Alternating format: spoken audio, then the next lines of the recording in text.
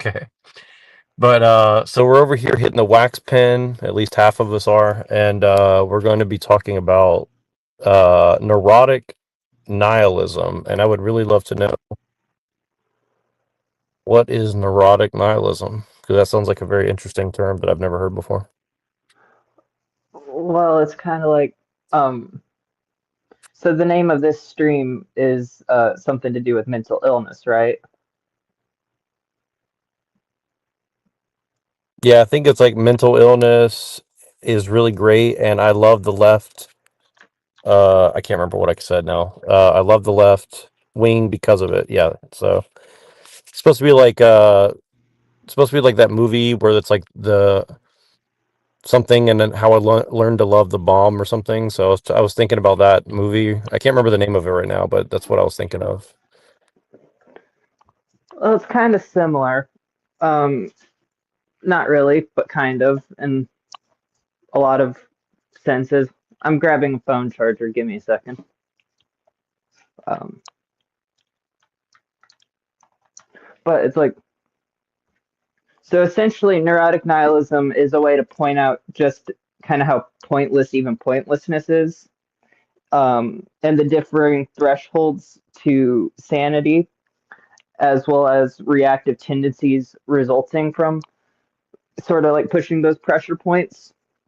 Um, because the word neurotic means, um, what is it? Uh, Definitionally, neurotic means, what the fuck? Sorry, a less serious. It's less serious than a psychosis and marked by severe uh, anxiety, depression, and the like, without any apparent physical origin. Um, and so, essentially, I would call it sort of similar to there's a book by Wallace Baker called Diary of a Suicide. It's basically the confessions of what Trevor Blake of Underworld Amusements wrote in the foreword to that edition of it, called A Failed Egoist, if that makes sense. It's kind of like there's A all failed these. egoist. What does that mean exactly? That sounds like someone. Is that someone who's like saying that they want to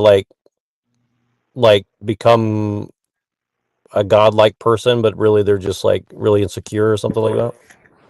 Yeah, sort of. It's basically just pointing out pitfalls in power philosophies, and just as they get experienced in a way, and also just how it kind of relates to other broader things. Like I did a whole analysis of a Green Day album from this thing. It's kind of interesting.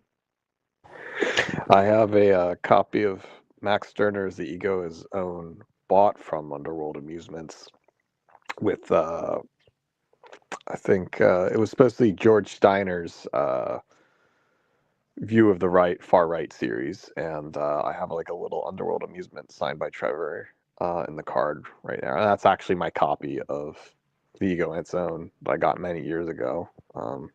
But I can't say that much on egotism, other than I really, really liked Max Stirner when I was in my early 20s. I've actually honestly never read Sterner yet. I've read more of like Ragnar Redbeard and I guess Ayn Rand and the like. But Right. yeah, Yeah. Can't say that much. I mean, what was it? I apologized last night because it was like 2 in the morning and I was like sleeping, and I know Neurojack got in a guy who's really well known with O9A stuff, and I had some weird Mason type gang stalkers after me recently. So I don't know if you're making the connections there, but it's all of a sudden recently, and I don't know if it's a weird initiation act or you said something you're not supposed to say. But if I learned anything from the lesson, it's maybe buy a book on Francis E. Deck, who talks about the communist computer gangster, and he has this very Philip K. Dick, William Burroughs-esque writing. So I'll see that in the mail soon.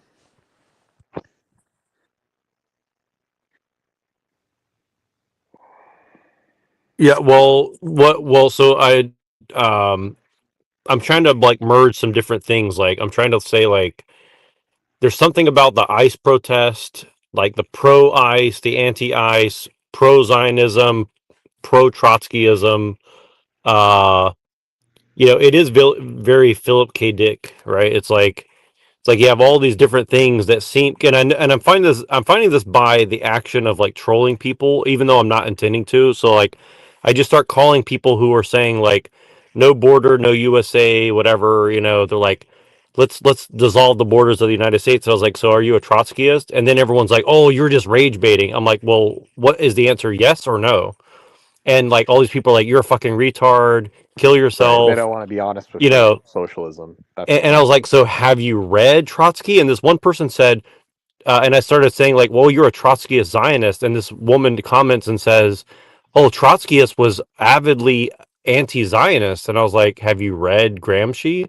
And they don't say right. anything. And then they move on to say like, oh, you're not a serious person. You're a fascist. And I was like, okay, so you're name calling people, bullying them and calling them a fascist. That sounds fascist, right? So it's like, it's just, I'm learning from experience. It's like, these people aren't really serious about their beliefs. It's just like they're a Trotskyist, but they're in denial about it So they because don't. they're They just don't. literally like espousing Trotskyist beliefs, Well, right? if the ideal is that it's liberal, we are the ones that could do permanent revolution. Everyone else is problematic, and then we use Gramsci to put ourselves in a position of war to make sure you consume the same thing because we believe everyone's a blank individual. So it's like it's party of socialism and liberation mentality where they're marching with American Communist Party, and it's pretty much becomes the same thing. It's like literally they don't know the origins of how they started these ways of thinking. I mean,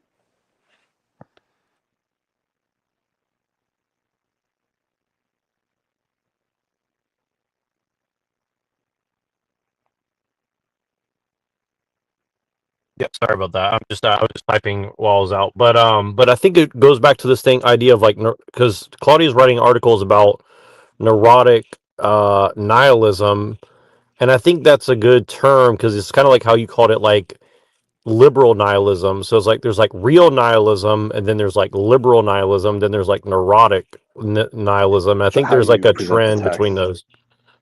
Because when nihilism started out, it was basically, I mean, it still is. Orthodox nihilists are like, well, there is nothing in this world, but it's not stopping me from controlling it. That's the thing. So it really develops Darwinian types, and even socialists have that kind of groundbreaking. Or Prometheanism is based on the notion of nihilism. But then it's like, well, if you literally believe there's nothing, then it self defeats purpose. And so, what I say, the liberal nihilist believes, well, why should there be meaning in the first place? If I can get it, then whatever. It's all me, it's subjective. Well, then that's just like there's no rules. And if there's no rules, there's no ethics, paternalism, virtue, and you might as well be a serial killer or whatever. And so that's how the liberal nihilism destroyed a perfectly good school of discipline of the Nietzschean type in favor of just a mess of not thinking, pretty much, as the basis.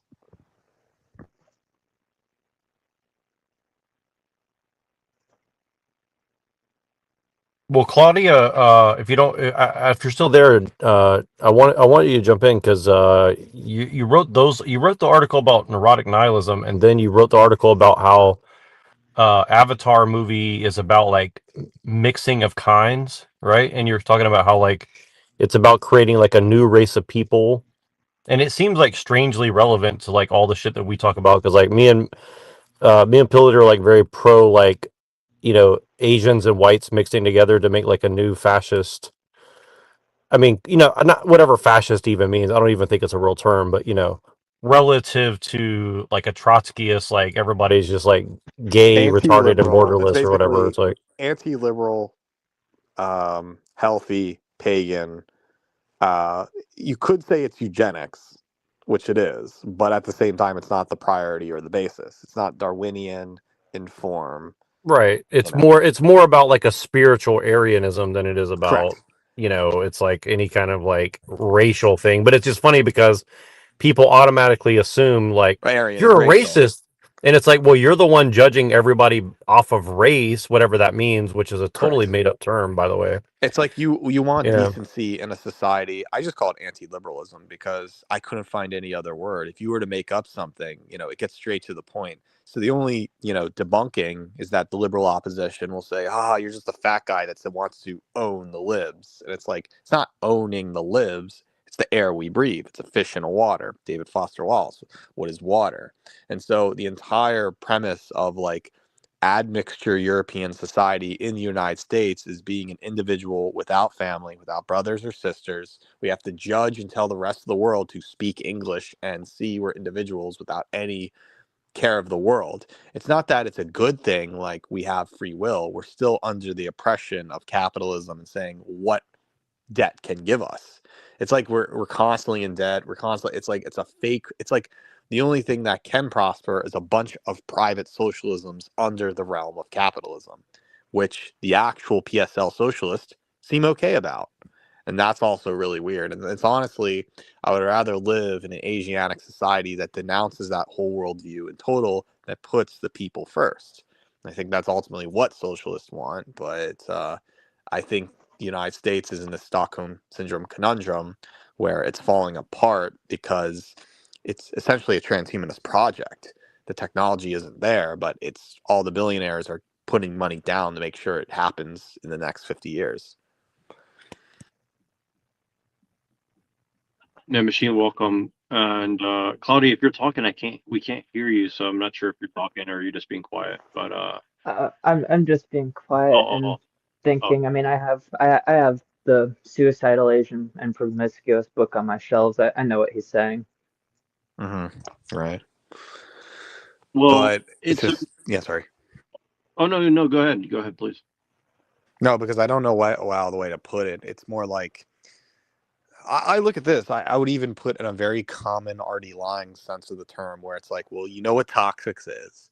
You wouldn't want to be around toxic to create self-harm or self-destruction. It's not like one is pretentious about the act. You would only want what is good. You could have thick skin or just be abused. If you have thick skin, then that dwells into punk culture or whatever, and those who are oppressed versus oppressor. And if that's the case, well, you don't go and kill other people in a very gay culture, rape, abuse style. You want to make something more. That's like the basis of gay culture. We have gay rights. We have to be recognized as a quote unquote queer relationship to the hetero world. And we demand, it's like almost like they're demanding being normal, but at the same time, it's more like reparations. Well, I see, and this is kind of what I'm trying to say is like, it's like, and this is what I think is so insidious about a lot of this stuff is like me and Machine found this whole like supposedly like underground thing where it's like, oh, the schizos are actually like the new war class and they need to come to power because it's see the truth. Yeah, that's why the gang stalkers will be like, they'll name drop Francis E. Deck, being like, oh, well, he's the original schizophrenic poster. He doesn't make any sense. But if you like closely read Francis E. Deck, he was correct. He was just way far ahead of his time. It's all that he's just talking in metaphors and abstractions because these terms weren't invented yet. He was like PKD before PKD. He's like right, and then it's like Nick PKD. Land, and well, and it's like William Burroughs is advocating him. Classic industrial groups are advocating him. Philip K. Dick probably read him, and then you realize Francis E. Deck is not just some loser schizophrenic. You could put a Foucaultian term and say, no, he was a Polish American who was a lawyer in New York, saw all these corruptions. Before there was an internet, the only thing you could do was copy and paste your typewritten letters and send them to people in hopes, and it worked. I think it paid off. It's just that it was a time before the internet, a time before you could self-publish, because if you told that truth, that went over your heads. It's crazy, but it's true. He almost even said that this avocation of Nazism is inherently Jewish. And then both the Jews are, and it's like, wait, and it's like, what? That sounds like but it's actually not a contradiction, because it's like, well, Jews are supporting Nazism to get the state of Israel to create a form of mania, to always be scared of a menace that's actually supportive of its oppositional cause. And I think we're seeing that right now. to sort of feed off of that, it's kind of Machiavellian in the actual sense of the word, from what I'm getting. Mhm. Um, in Machiavellian in terms of envy. So with that, it's like in The Prince, Machiavelli says, quote, as soon as a powerful foreigner invades a country, all the weaker powers give him their support, moved by envy of the power which has so far dominated them, unquote. And the use of the word envy is notable. You know, it's like, what's the Sylvia Plath line? Every woman Every adores man a adores a fascist. fascist. Yeah. Yeah.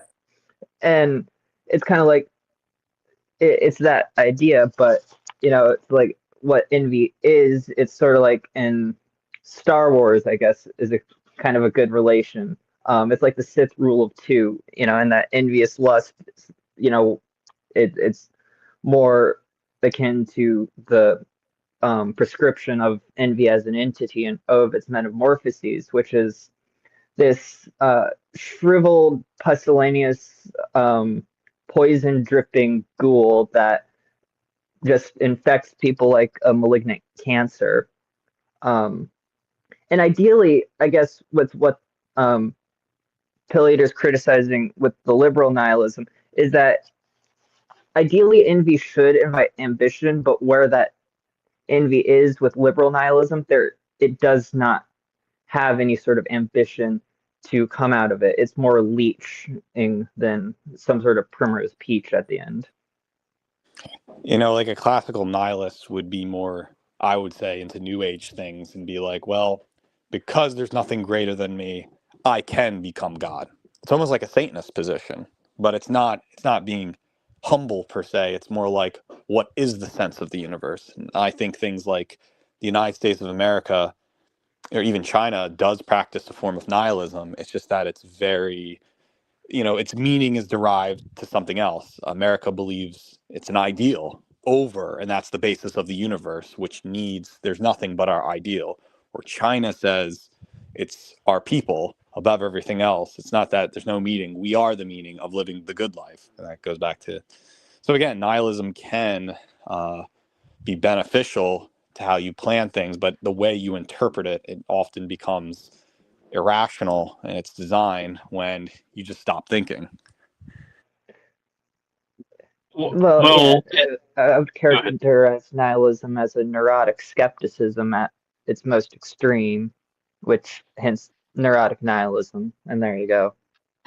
I would say a bad type of nihilism is Eugene Thacker, who talks about cosmic horror all the time. I mean, he reads H.P. Lovecraft and he teaches at the New School in New York, but he basically says you have the right to be pessimistic because this world is an absurdity, and because this world is absurdity, everything is negative against you.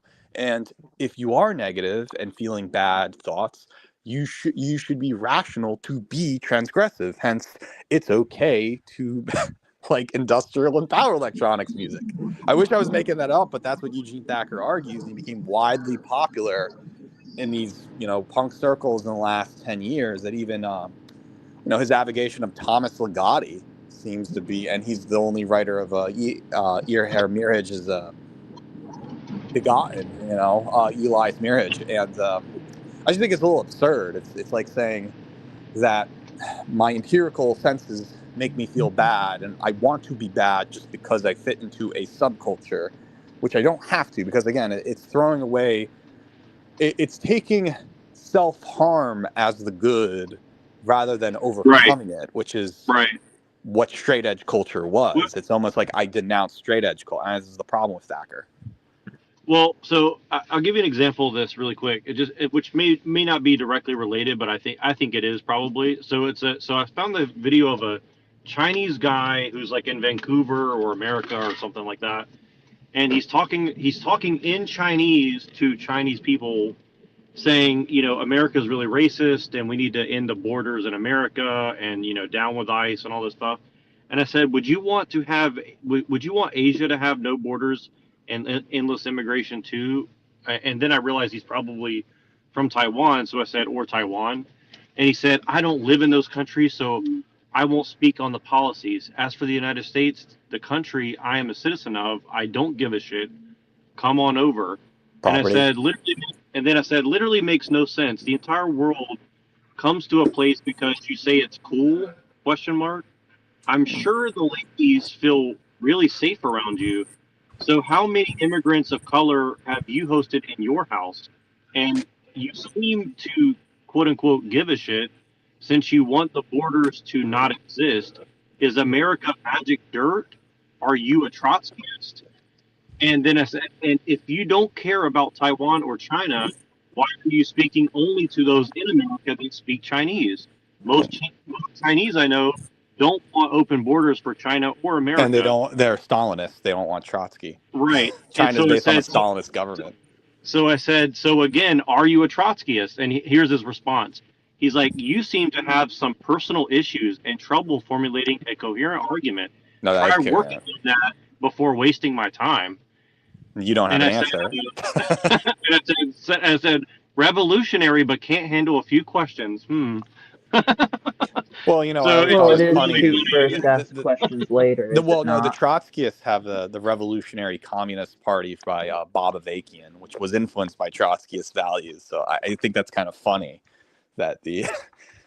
But no, I think, you know, just going back, regardless of Trotskyism, it seems like the premise of any English speaker or in the world, regardless of, is that I own something. Taiwan is mine. Nobody else owns Taiwan. I can practice ethno-nationalism or the context of multipolarity where we all own things and everybody should be happy. If you don't own this, then you get kicked out of the house and you have to go own it in your own libertarian paradise. And this seems to be America's solution to the world, which gets infused in white nationalist rhetoric. If only they just moved back home. Re-immigration. It's a little absurd because it doesn't take into the account of living in the belly of the beast. It just can't be plausible. So they think the solution is like a buffet, a consumer choice where you go to the mall and you choose things that they're supposedly ethical consumption under the capitalist regime, that the dialectic materials to reality that you're under. And it's just when you ask, okay, do white people own anything? Well, no, you're supposed to manage everything for me. You are the referees to a game nobody's playing.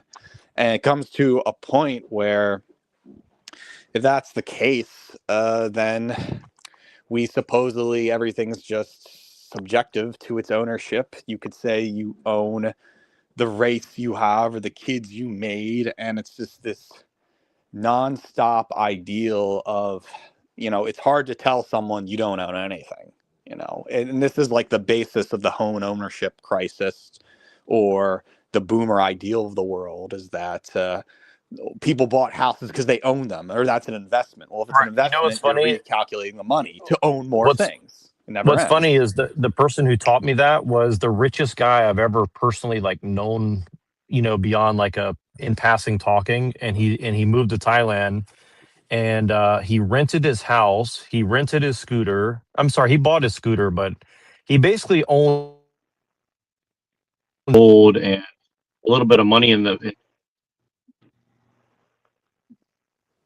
you hear me? Sorry, my audio cut out. Can you hear me now? Yeah. Okay, so he basically owned nothing, you know, relative, even though he was wealthy, right? And he taught me he's like literally like you don't own anything. He's like, if you don't hold it in your hand, you don't own anything. He's like, you don't own your kids, you don't own your wife, you don't own your house, you don't own your car. He's like, everything that you think you own is like basically nothing. It's like, you know, and it's just funny because they're selling this like proprietarian like That's right. ideal to like stupid poor people, and then saying you you own own your something. culture, you own Your race. your people, your race. Yeah, exactly. And it's like you own your LGBTQI plus, and it's like, what does that even mean? It's like, and then you ask them like a simple question, they're like, oh, you're a fascist or something. You Well, I'm want to saying it's take away not my just white product hillbillies. or something. It's Taiwan English-speaking liberals, like you're saying. It's like they think they have a right to be it, and so if their women act up, it must have been evil white men that took it away. And now you own, and it's like their arguments against white men isn't so much like race mixing is not natural. They'll only say that to say, well, it's because you took something away from me. I'm envious. It's more about that they can't imagine if ownership is a subjective thing about your personality, then we can all have Asian wives, have your Asian children, and we own these things, but you're not of the race. So then it goes back in this glitch that they think ownership is innate and I have the right to rule, which is, I think, a glitch in the mind. I think this is like where the problem is like you said, Propitarian, Kurt Doolittle, they believe the basis of liberalism is owning things.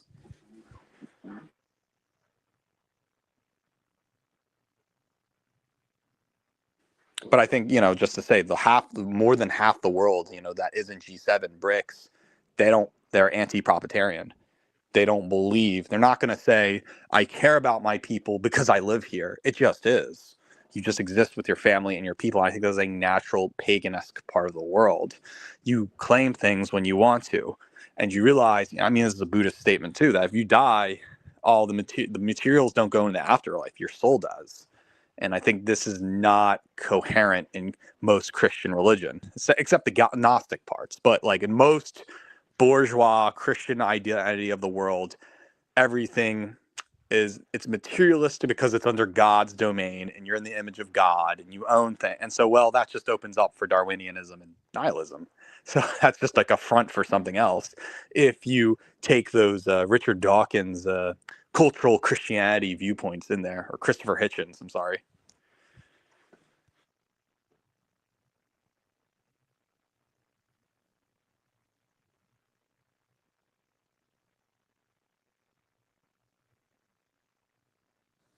But yeah, maybe just to add a little more thing in here, I would say that you could say that, not that I'm making a defense for white nationalists, because they can't even describe what a nation is.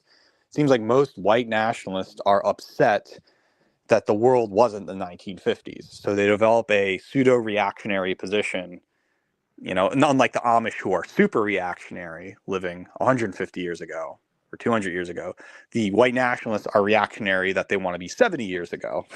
And don't see a type of archaeofuturism where they're going forward. And so what's happening is that many white nationalists think that, blood and soil, that the lines that you draw must be where you also are, which is in opposition to diaspora. But most diaspora are Jews, Koreans, Chinese, Indians. You could be in Germany and still be an Indian nationalist or a Jewish nationalist, and then give readmittance back to a core place like Israel or South Korea. So white nationalists, they are okay with nationalism, but they can't define the lines drawn. They think the lines drawn is a suburban house in Reno for each according to his needs, pseudo-Marxism. And I think this is absurd because ultimately it just divides whites further and deracinates them, not into French, not into German, but into more mutts, while they bash and cry against those evil race mixers when they themselves are a byproduct of race mixing within a pool which is quote unquote white. So, you ask the most hardcore white nationalists, they're willing to scapegoat and say, well, the Japanese are white.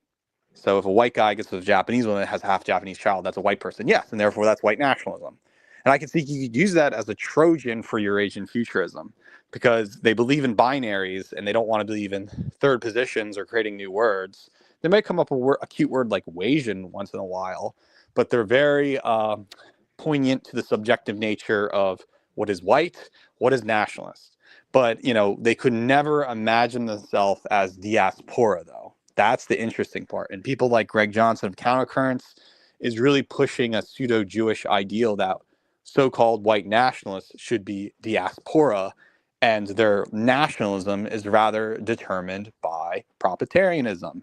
They could be in Germany or Budapest or Asia and say, I'm a white nationalist. This is my white town, like a Chinatown, which I think is a very strange position, because how can you do that while being high and mighty cosmopolitan of the world and still calling racist on this, and that, and still being second-class Jews? I don't know, but it feels like the BAP types are pushing that. And that's Bronze Age pervert for those who are unaware. And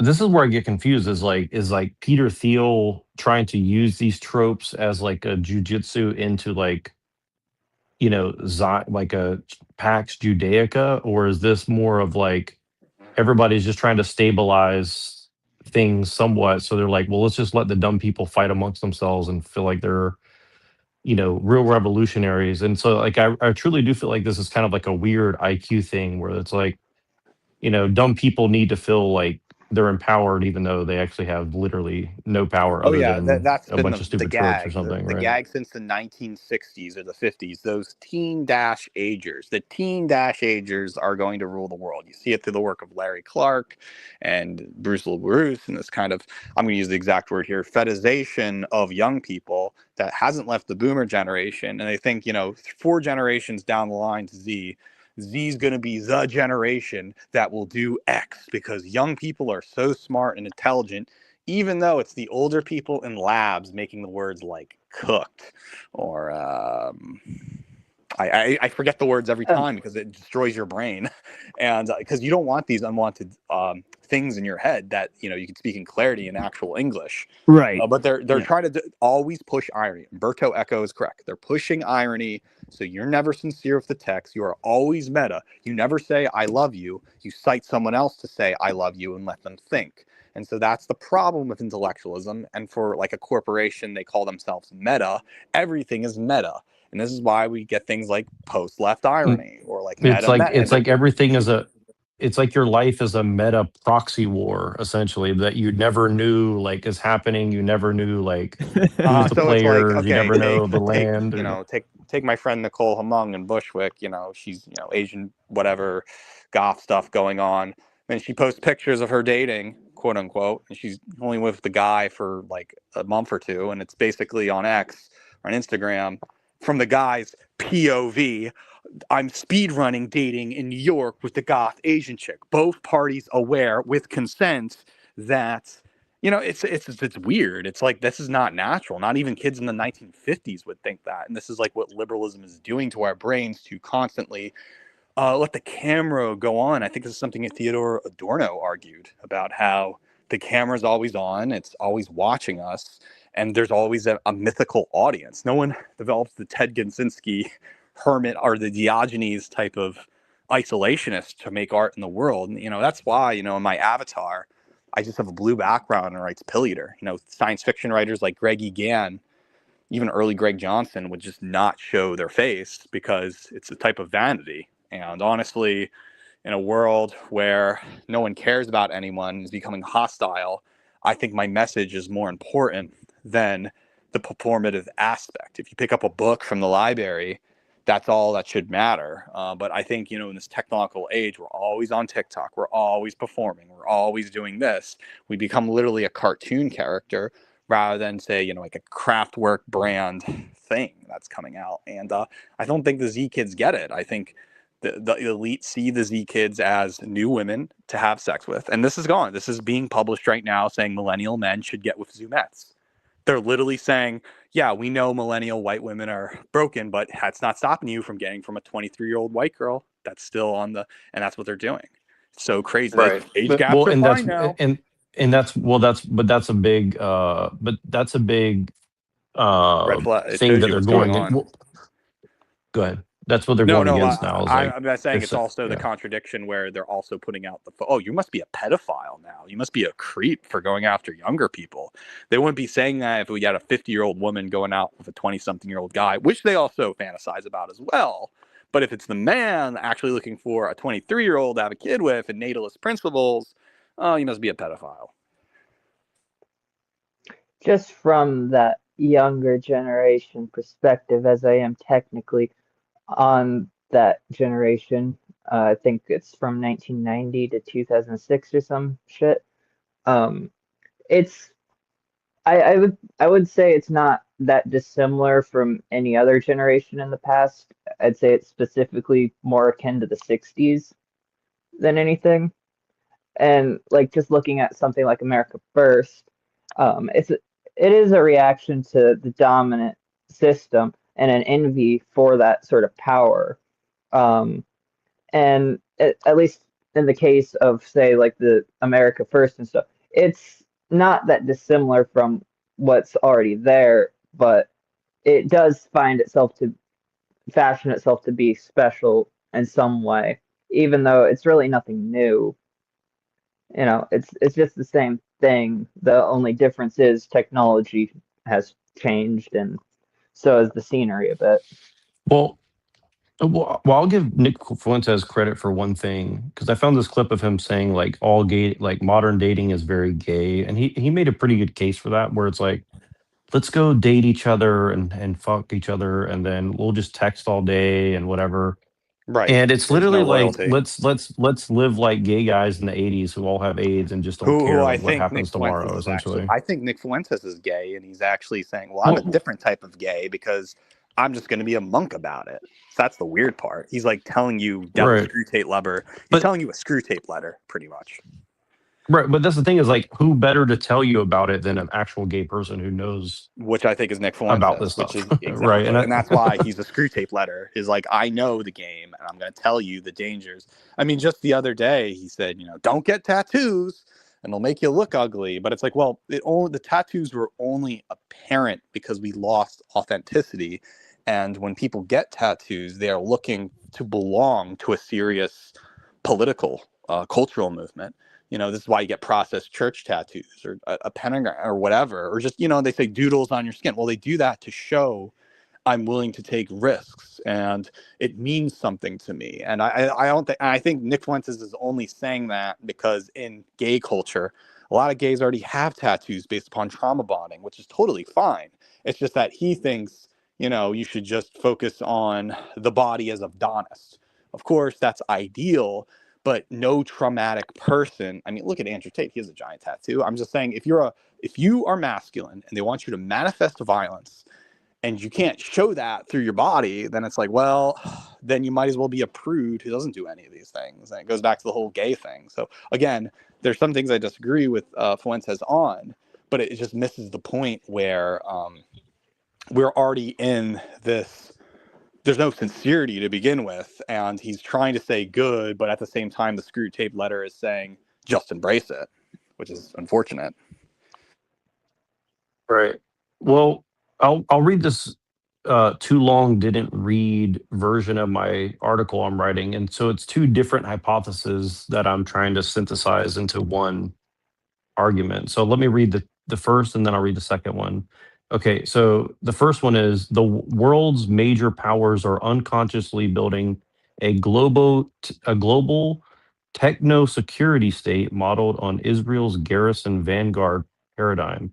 America exports the revolutionary ideology, Israel invents the tech, Russia creates the threat to make it necessary, and China scales the system globally.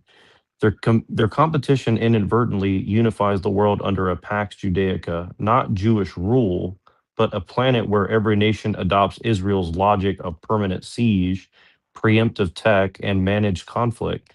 Its internationalism mutated into an endless security innovation, creating a world of high-tech fortresses and a perpetual Cold War. And then the second part is this: the fight over ICE is a microcosm of the larger shift. The left demanding abolition, the right demanding fortress borders are both feeding into the same machine. Their opposition forces the state to replace brutal camps with more sophisticated digital surveillance. The smart quote unquote, beneath this is an occult war rages between sects, tech globalists who want a digital covenant, blood and soil mystics who want ethno-techno states, and bureaucratic realists who build the system.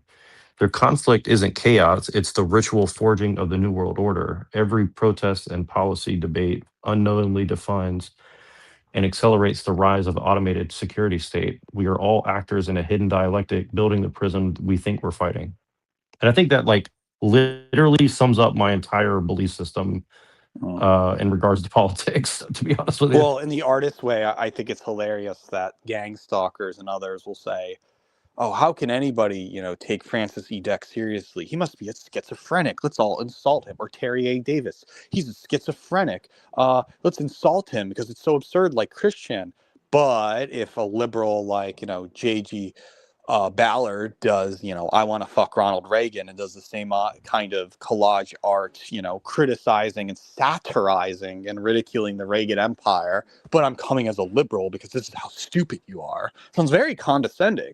There's a difference between being, a victim. I'm not saying the victim mentality, but like maybe a better word would be under the belly of the beast versus having the armchair socialism and saying, I wave your finger and know what's right. And I think this is the problem with the Bushwick elite versus every other art scene, and that from our ends we make AI generate. We're using the technology of AI or collage art to make these new revelations, like Skinny Puppy would with BRAP stuff.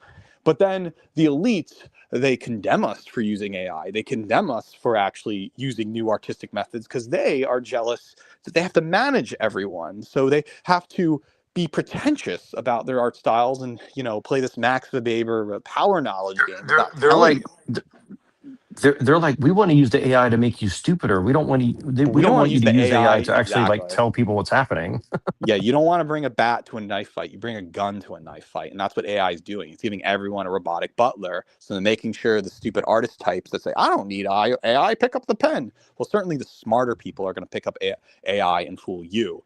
And this is the thing: just because someone's in power doesn't mean, in a bell curve Darwinian manner, they deserve it. They don't, and it's not a Nietzschean philosophy king way of the world. This is why I've been so against Socrates and the concept of Plato. Was these pre-Christian notions invented liberalism in and of itself. And I guess this is the Francois Laurel non-philosophy position I take, or the Plantinga style intuition is better than evidence, And I think only a small few Gnostic people, even some Jews, believe this, that to reject the liberal world, it's like Landon Benoit argues, or even Alexander Dugin. It's like Alexander Dugin goes on Tucker Carlson and explains everything wrong with the liberal world and transhumanism, and still people shake their heads and say he's an anti-white shill. They don't. It's like, even if you dumb down the message, we're so swept up into it, realizing that no, this is what's going on. It doesn't have to be against it. You have to be for it. You just have to know, so you can create better art from it. And it's like, it's really hard to tell people this, because I think what Plantinga argues, they just don't want to think. It's the thinking is the basis of philosophy, and now they're insulting you for overthinking. But here's the thing: is like they've literally released completely retarded people as like the quote unquote vanguard of the entire left and right wing. Meta-political bullshit that they love to say. Oh, this is a game of meta-politics. So for example, this woman was making the argument that anybody who wants a border is basically a Zionist and they're supporting Israel. And so I said, so you don't want America to have borders? And all the people are attacking me, right? And so then I said, so then this person said, who's called the Palestine Seattle Coalition or something like this, right? And they say yes to my question of, you don't want America to have borders. And I said, so do you want Palestine to have borders? But yeah, it's a contract. Well, it's because they're diaspora. There's no borders, but moving agents of nomadic people who self-identify in high school cliques and tribes. So it's a type of nomadic anarchist. But they'll never bring up the fact of, Troy Southgate's National Anarchist Project, where there are no borders, but everyone's racially diaspora. And that was a great Trojan, 15 years ago. They had something called the Bay Area National Anarchists, BANA, with Andrew Human, who used to wrote for Richard Spencer's Alternative Right. And I was basically going, pretend you're Antifa, enjoy hardcore punk music, but espouse national anarchy. Basically, there is no government, there is no states, there is no nations, there's only diaspora of your race. Because if you're a fellow anarchist, it's not that you're selfish and libertarian. You should basically give right to if blacks or any non-whites want to be with their families and so you basically push in discrimination, which becomes the basis of property, which begat liberalism. Right. And you need trust. See, and that's yeah. See, right. And again, this is one of the interesting things where they're like, women own their own bodies, and I'm like, well, aren't you a communist that doesn't? But I was like, aren't you espousing communism, which says that you don't in property? Right. So and you ask people this, and they call you a fascist. I'm like, well, yeah, I'm just pointing out a direct contradiction. Like, communism doesn't believe that anybody owns their own body. That's right. And I believe that too. What are you talking about? Exactly. How can you? because they want equity. They always assume there's euphemism in the text. So they call you a fascist because they not only that they don't want to think, but they assume that there's euphemism before the conversation began. You must agree on these terms. And when you actually think and, and you're objectively logic, let's say you are, leftist tranny 1125, and then you go up to them and you're like, well, that wouldn't make sense because as this, and you talk like them, then they might speak back because they don't want to harm their own allies, as they call it. I mean, it's very Israt's religion you're dealing with here. It's a very strange way where we can't each other see his faces, but we can send digital letters to one another. And when we do send the digital letters, it's the selfish narcissism comes back instead of assuming that we're humans or something. And I think I think the part of the liberal context is like, listen, in evolutionary psychology, trust created civilization, and trust happened in Northern European countries, which the hunter-gatherers and societies had to make in order to survive the cold climates. And when you had trust, you had to own property to know that this was a hut, that this was a village, this was you. But then if you had property, it began the relationship of the family, which then assumingly said that there was a liberal construct in order to do things because everyone had their own with the creation of the market, which then evolved into a feudalist society, which evolves into capitalism, which kind of evolves into some post-world we have today. And it's really just goes back to like animalistic nature of us denying, and I take a very Freudian psychoanalysis position of this. It's just denying ourselves as the animals we truly are. And we're saying the basic right of racial reality and men and women are different, estrogen, testosterone. We're just trying to deny that in favor of transhumanist technology and said this was some kind of low IQ thing when really we are, I saw a weird, strange argument on YouTube, and I didn't watch it that much, but it was like, did you know the language is a parasite in your brain that affects you when we're better off not speaking? Well, that's a contradiction in itself because we need language in order to articulate complex thoughts for me to be on this channel, compounding all these ideals for you, and you can understand every word. To assume we don't need language will just put us as basically monks in a Buddhist temple or something, and that doesn't really get the great technological movie.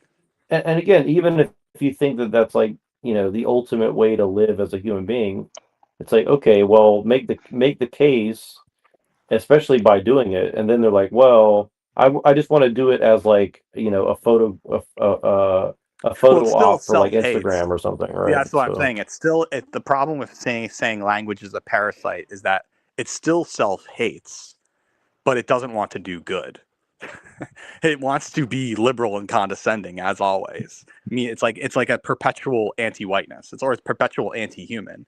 If they're already in the Timothy Morton ideal of the world where check your human privileges, the Anthropocene is about to die. Well, it's no longer about whites. It's about humanity as a whole when our alien overlords will come in and assume the humanity has humanity privileges. I mean, people are not ready to have those science fiction conversations yet. And I think Francis E. Deck said them in a weird, eclectic way. And I think it's very weird that...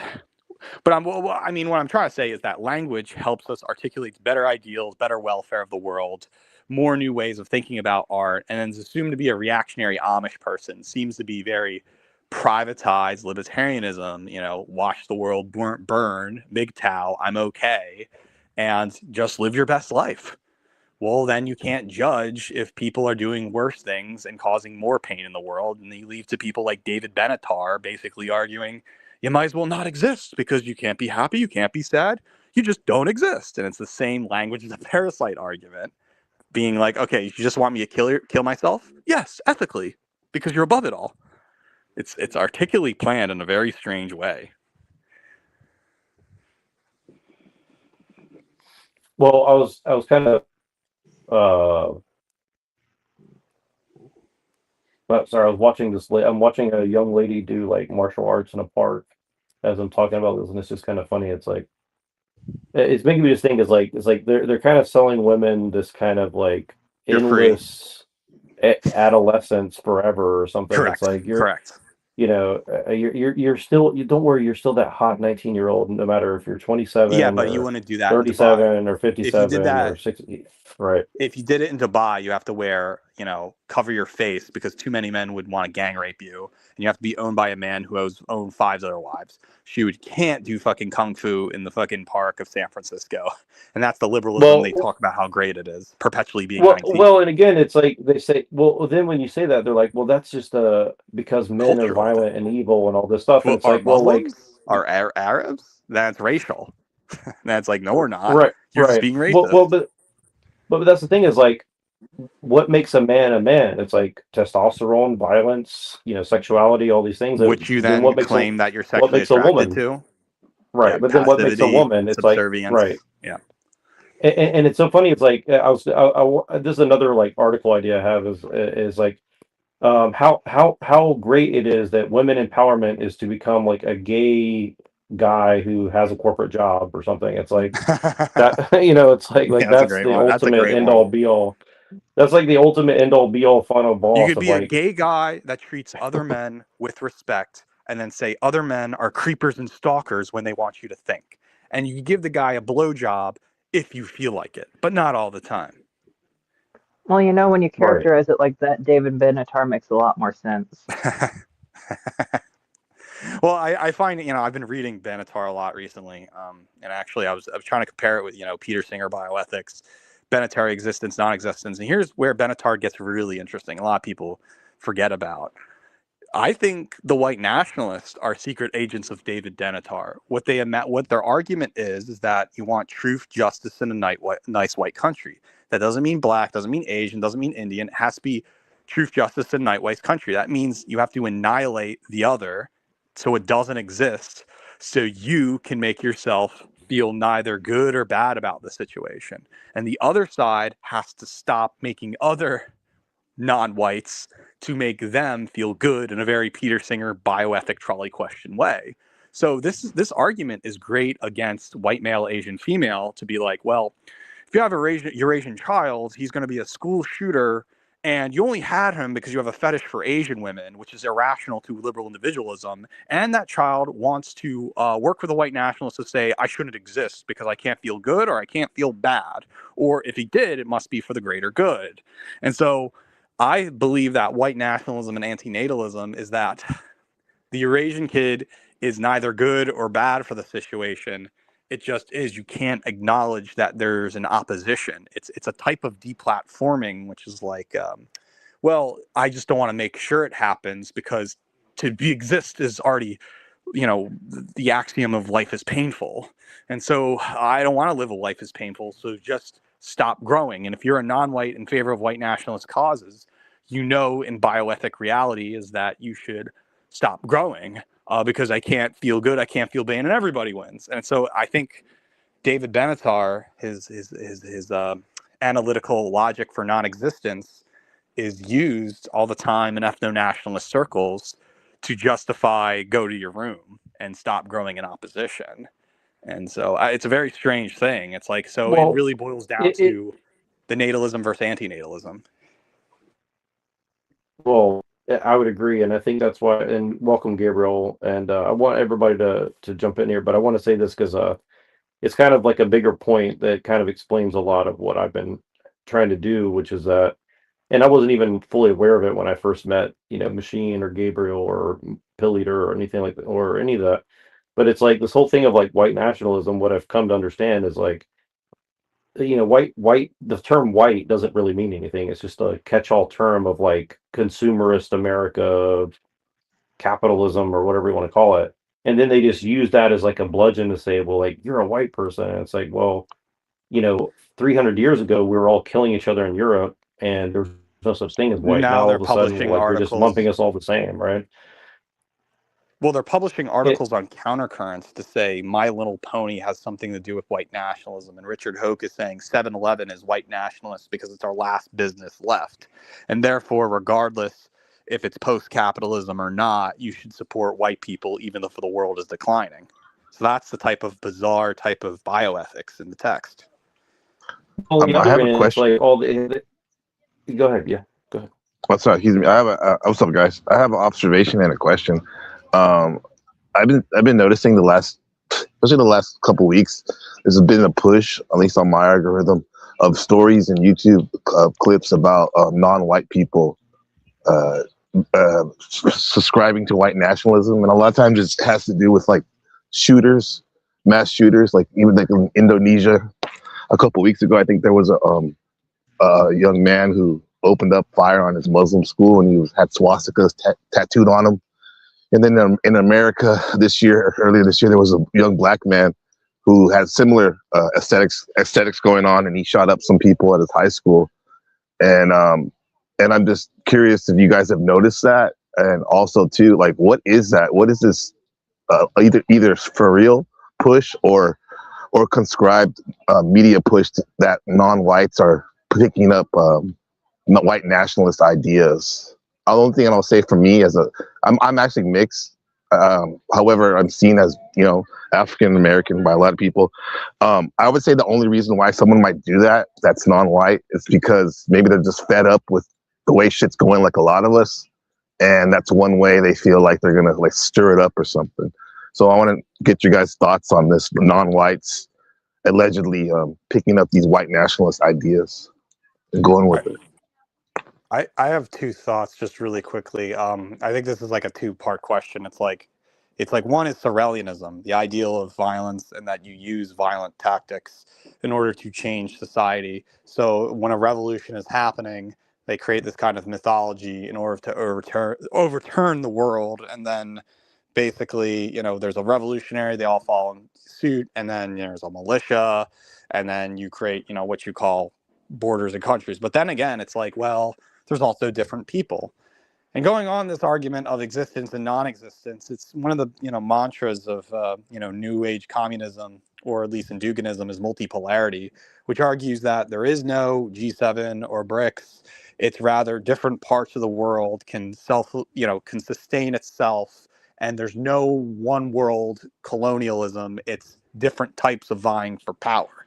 Well, it's kind of weird that they push multipolarity, because it also assumes ethno-nationalism, where only your own solipsism can exist. This is for whites, this is for blacks, but it can't exist a third party. So if you're like mixed or something and you have your own country for particularly Cajun or mixed, that just, it can't happen, because that must mean race mixing or fetishized, like, from both the spectrums. And so I guess, you go back to the ideal of, if they were to tell non-whites to be violent against whites, well, I don't think that's particularly a way of, it's a strange way of framing, because there's already been in Black Panthers and like other militia groups or John Brown Gun Club. And I think, to say that it's one thing is like a weird, again, the state being fearing of Sorelianism, which means that you must be violent if you think of the ideals rather than the action, which I believe, to take Foucault's line, it's a type of mental health, which I don't think there's correlations that if you're a communist, you then have to accelerate violence to that's the Sorelian part. I would just claim and say there is no dialogue or words to express a third party position or person who doesn't belong on either side, that they must take binaries, this or that. And this is why I think, as Norjack is saying, white nationalism, it seems to be admixture European people that can belong to each other. But, if you're fully French or fully Russian, well, it would be, counterintuitive if you fight against Ukraine. And that's a problem, because then you can't have white nationalism. You just have Russian nationalism. They don't like it when you say, I'm a French, German, Irish nationalist, because it would destroy the ideal of white nationalism, being that white nationalism. And this is what Greg Johnson says. You think you have a nationalism for all parties at once, the diaspora effect. And it doesn't really, again, if you could define everything by suburban houses, it's kind of weird. It's like saying you're a part of the club, but you're not a part of the club, in a very, I would say, Jewish way. So again, I think it's more like it's Sorelianism, the dialogue that there's the person who is uniquely mixed, I think that's not a proper term now. I think if you have a solid ground working, like if you're, Cooley from Jamaica or something, or even, from Burma, it's not or Filipino, it's not like in a right definition, because you become your own institution. And what happens afterward, I think us speaking English is the weird egalitarian part where we think we're all in one consciousness, and that's the dividing. I don't know. Yeah, so I have some thoughts on it too, and I'll try to, make it coherent, because it probably won't be. It won't sound coherent, even though it's coherent to me.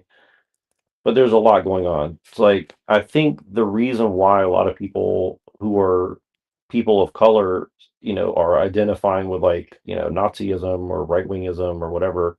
Which, by the way, like, I have mixed feelings on that as a thing, because I don't really see myself as a white nationalist per se, but, like, I think what most people mean when they say white nationalist, it's not. I mean, the ones that I would even have a conversation with, the ones that I know that would say that, is someone like a Myron Gaines or like a Nick Fuentes, because what they're saying is not really it's about white. It's more about, like, you know, I think a lot of Europeans see themselves as like, okay, we're Christian, we believe in ethics, we believe in, you know, property rights, we believe in, like, uh, certain ideals, right? And then, that relate ultimately back to, like, men should be women. I mean, men should be men, women should be women, and there's, like, some sort of normalcy, quote unquote, right? So it's really just kind of like a normie thing. But then what I think a lot of these intelligence agencies have, like, done is, or whoever they are, they've made it into this, like, radical thing where it's like,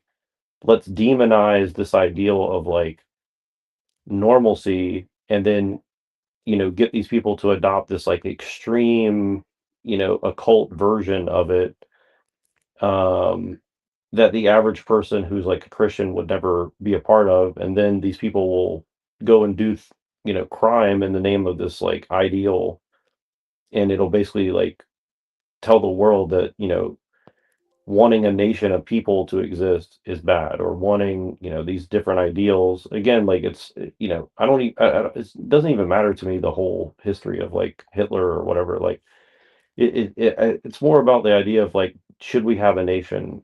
Should we have, like, a people or whatever? And the truth is, like, obviously, like, I'm pro people mixing. I don't think there's anything wrong with people mixing. I think it's probably a good thing in a lot of ways, personally, right? Um, and I think that what I've noticed is that people, all over the internet, in my algorithm, is showing, like, oh, mixed people don't really have the right to claim one or the other. They're the weirdo. They're the outcast.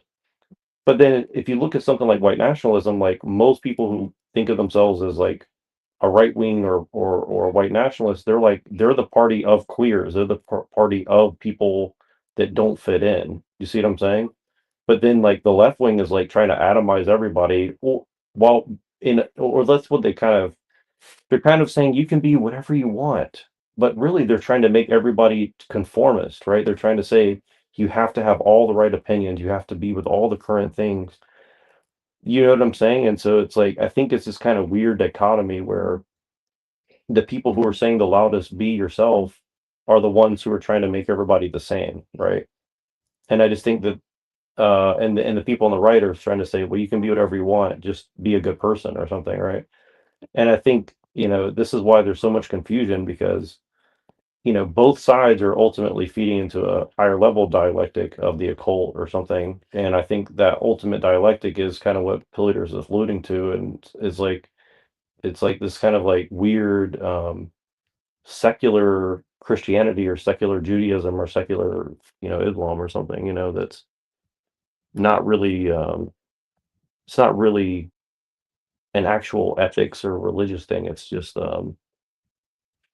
some sort of weird, you know, I mean, I would say Gnostic in the worst sense of the word, like, anti-materialist, basically, like, you know, go all the way to the other side where, like, your idea of what the world should be is more important than anything in the material world, right? So it's like I would say it's solipsism, essentially, in my opinion. But I like that. Be whoever you want as long as you're a good person. I can fuck with that, man. Yeah. And Yeah, and I mean, that's the way I see it. I mean, I'm sure that people would say that that's like literally, a fascist thing to say or something, but it's like, this is what I don't understand is like, I think I say I lean right just for that reason. It's like, I think people should have the ability to be a good person first and foremost, and then everything else, like, we can figure out. You know what I mean? Like, good people can work out their problems, I think, right? Bad people don't want to work out their problems. They want to force everybody to be like them. I feel like, It's a good place to start, definitely. yeah, and it's just weird because like I definitely noticed that like people who want to mix and create something new are pretty much universally demonized right now. That's what I'm finding, right? I And I think I it's would very say interesting. that Rene Girardian theory doesn't have to be based solely on Christianity. You can use Rene Girardian theory on what we're talking about, peoplehood and ethnicities, and the basis against egalitarian assumptions, or the ideology of sameness. It's like there's the premise that egalitarianism mean we have equal access to things, and then it's like, well, it doesn't promise us, that there's sameness, right? It's like people can be different and have the same access. Then it's like, well, for bad people, like you're saying, or like what we imagine to emulate, there could be bad influences, which then wants everyone to be the same. So it rather should be an argument of the ideology of sameness versus a world which is um, plural, or the multipolarity. That that's kind of like one word they talk about, or pluralism of many things, ethnic pluralism, cultural pluralism. That's kind of weird when you say, but what about multiculturalism? Well, that's the assumption that one peoplehood is 3 to 2 different things, and which already does happen. It's just not specific to that our differences make us unique rather than the sameness.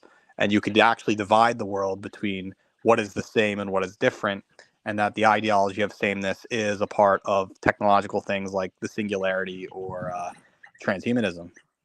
Right. And I'll say this. Go ahead. Go ahead. I was going to say, to go on to what Hilliard is saying, has there ever been a moment in history where there's been a similar multiculturalism that's being displayed, that we can use as an example to what's going on now? Or is this really the in the case of America, like the experiment of mixing the pot? Has there ever been anything like this? What's going on now? I mean, well, That we if you look at Mexico, Mexico would be multicultural, but a lot of people won't bring that up. It's a very strange project which was colonized, and then certain people came about. And I mean, kind of, you could say Brazil, but I would say Mexico has more of an ideal where everyone still exists, and yet their country functions, possibly. Or like Singapore, their country functions, but it took a hardcore dictatorship to make sure everybody is in motion. And I think those are, Mexico or Singapore, are like two multicultural societies. But I think biracialism is when you compound it down further to one peoplehood, which, I would say coolies in Jamaica, Chinese and Jamaicans, and then or Indians, and they get together and they realize they have an identity politic, and they run the merchant class, and the Jamaicans are upset and they kick them out of the country, and then they have to move to New York, and then they go to Ivy League and talk about it, and or demand a coolie. I mean, same could be said. You could say the same thing about Roma or Gypsies, but that's a little different diaspora. But that's particularly about bell curve stuff. Well, I'll put it. I'll add this little thing which may make it less clear, but I think from my point of view, it's like I'm pro-nationalist for the reason of like compartmentalization. Like, I think if you just have an international system or something like that, it's very fragile, right? And I think that people, generally speaking, the more atomized the system is, the more potential that people can figure out what works and doesn't work, right? But at the same time, if everybody decides to mix together and create one culture organically, I think that's not necessarily a bad thing either, right? But I think that the way it's being done now is like it's being forced down everybody's throats, and that's not a good thing. So I think that's a nuanced thing that people don't want to hear, because it's not. convenient just think to it's the not system, you know. the only reason why you could push sameness is through, I think, technology. So that's why the talk about, the singularity or the transhumanist ideal, it's just saying we're all the same and we'll have technology to do it, which in turn would destroy differences, the very thing that makes us human. Because if you determine the entire world on supply and demand cycles and one thing's hip and one thing's not, who's to say this is hip to be what is same, being people have different versions of sameness and peoplehood. And that's like the egalitarian misconception, is that you may have equal access to one thing, but it doesn't promise the identity or the people that have it. And it's rather about the neglect and the denial of how different you are and why it might be inappropriate to be in a society that doesn't cater to your interests. Yeah, and I would definitely say the worst part of the whole celebration of diversity is most of it's done to actually stifle diversity. So it's done in the name of one thing when it's actually trying to destroy it. Which is something that most people they don't want to accept that, but there's so much money and stuff put into this, program of just making everybody, exactly the same. But telling you the whole time that they want you to be your own person and have your own ideas, but every time you do that, you get punished for it. So obviously that's not the case, Do you guys have any advice for those of us who have? I keep using this term mixed because it's colloquial. But I'll just use my son. Like, he's basically every quote unquote race there is now. I think him becoming Taiwanese was the last Voltron segment robot he needed to get like almost every race in the world. Is there any advice you guys give to some of us that have children that are plural in the sense, and then navigating this world we're living in? How would you address those type of issues, race or whatever, and to them in general? Any advice?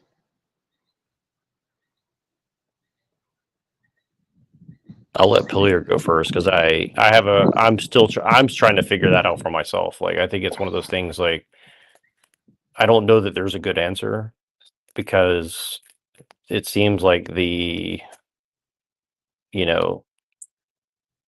level of conversation, I don't know the right term for it, is just being switched every week at this point. So I think adaptability is going to have to be like primary to it, and that's definitely that's going to be, I think that's the hardest question to answer for any of us right now,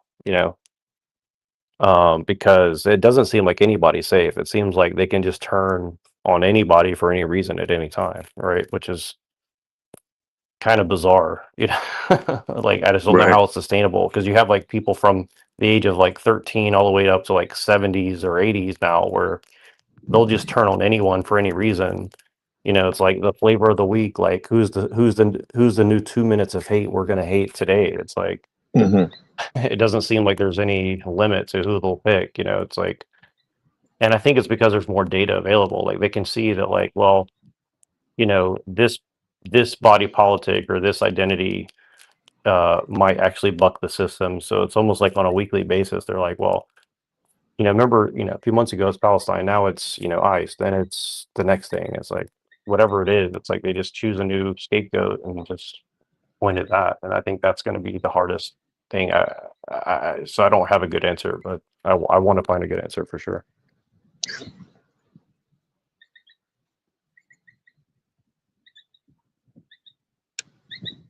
Oh, I just realized Pillagers not here, so he probably had to drop out. Yeah. Yeah. Well, but you did. What's up, Machine Lies? Good to see you. I think he's there. Yeah, Okay, my phone. Bless. Good Yeah, to see you, brother. I was hoping he was going to jump in too. I wasn't trying to filibuster or anything. We had Yeah. more people No. here, and then everybody dropped. So No, I was gonna say though, to add on to what you're saying, Jack, that like I'm really sick of this constant like bad guy this person's the bad guy, this like orange man bad, ice bad. It's not on politically motivated my annoyance of it, and it's just relentless, bro. It's like, can we ever get a break of like, I don't know, let's just chill, stop focus so much on like this particular person's bad. What about some solutions to the problems? You know what I mean? It's fucking nauseating and dizzying. For sure, yeah, and I mean it's Yeah. funny because like I equally dislike both sides in a lot of ways. Like again, I lean to the right just for the reason that I think that like searching for some sort of like equilibrium or normalcy is probably like better and healthier for the average person, right? And it seems like the left side of is just like not interested in that. So I guess that makes me a right wing person or something. I don't know, but yeah, I agree. I think it's a very strange position to be in because it really does feel like there's just no chill left. But I think the good thing is that you're going to see a lot more people adopting that, and I don't know what it's like for you in Taiwan right now, but like it definitely seems that like outside of America, people are more people are more looking for a chill, right? Like they don't like Mhm. I don't think it's sustainable. I don't think you could do in America uh what they're doing in America to Taiwan fully right now, Yeah, right? Like maybe yeah, eventually, but it's definitely like harder, I would say. yeah. I got an example of that. Like last night, I was at the park by my house, and they're setting up for a Lunar New Year festival. That's because Year of the Horse is coming up, like in a couple weeks, and biggest holiday here. And I'm thinking like all this talk it's mostly overseas. My friends and family overseas, they say, "Are you okay, Gabriel? I heard this on the news. The CCP's doing these drills and this and that, right? And they are doing crazy stuff and pushing the boundaries of the military here. But with that said, it's basically been like this for like since 1949 when the KMT came to Taiwan and started Taiwan after losing the communists. It's always been a soft war going on, right? And it's just like in the recent like 10 years I've been living here. It'll be 10 years next week. It's just every day there's more ratcheting it up of this media coverage because of the social media cycle. That like the planes are doing this and the ships are doing this, right? So it makes it if you're paying attention to that, it's very tense. And China's the bad guy, right? But with that said, through all these years since 1949, and even in the current ratcheting up of this news, people in Taiwan are just normal, bro. They don't stress on that shit, even though at any moment this could be the pop off point of the world. But yet we Right. just get along. And I came to an epiphany last night when I was at the park. I'm all, Gabriel, chill, bro. Like everything's good right now, man. Doesn't mean I shouldn't prepare or whatever, but like it's cool. People, we're just doing our thing here, bro. Even though Well, that's a real yeah. enemy per se. Well, I totally agree, and I think I mean, and what I mean by that is like, I mean, when I leave the United States, it's like everybody's just kind of going about their business, like figuring it out. Even like in the middle of a war, like I know people who live on the Thai border, having like rockets come over their house and shit. And I was like, oh, how are you guys doing? They're like, I mean, same shit, different day, essentially. You know what I mean? Like they weren't like freaking out like it's the end of the world. They're Exactly. like, I'm still gonna go do what I gotta do, but maybe I'll leave town for a few days and come back, or if my house gets Yeah. burned down, I'll move. It's like Yeah. they're not You'll like deal with it when it freaking out comes. like it's the end of the political, end all be all Armageddon. You know what I mean? Like It's a it's not a luxury big deal, to stress about that, Nero. It's a luxury to stress in America Yeah. that a lot of us have to do that, right? And You have no it's a luxury choice. that's killing us spiritually, I would say. Which Yeah, is it's becoming debauchery. crazy. Luxury, it goes from wealth to luxury to debauchery, and we're getting that Right. debauchery part. Yeah, and I think so. And again, it's one of the reasons, like, again, like I've made my That's a goal cult. very clear. Like, my goal is to leave the United States at least part of the year just to get like some breathing room, because it's like, Yes, what's funny is like, again, I live in one of the most liberal places, in the world, allegedly, but like my general experience of the people here is like they're just normal people trying to get through their day, but they have this political pressure on them that's like trying to like make them feel guilty all the time, even if they're all the right things, like person of color, check, liberal, check, but still the pressure's on them, right? So which is funny, it's like even if you meet all the criteria, you you still still have have this pressure. pressure on you, right? And so it's It, like it's insane. Like I don't think people can exist this way. I really no, don't think people can live this way. and it's so telling because I grew up where you live now for 5 years. I lived there, right? And even though I've been here for 10 years now in Taiwan, I still have those things imprinted on me.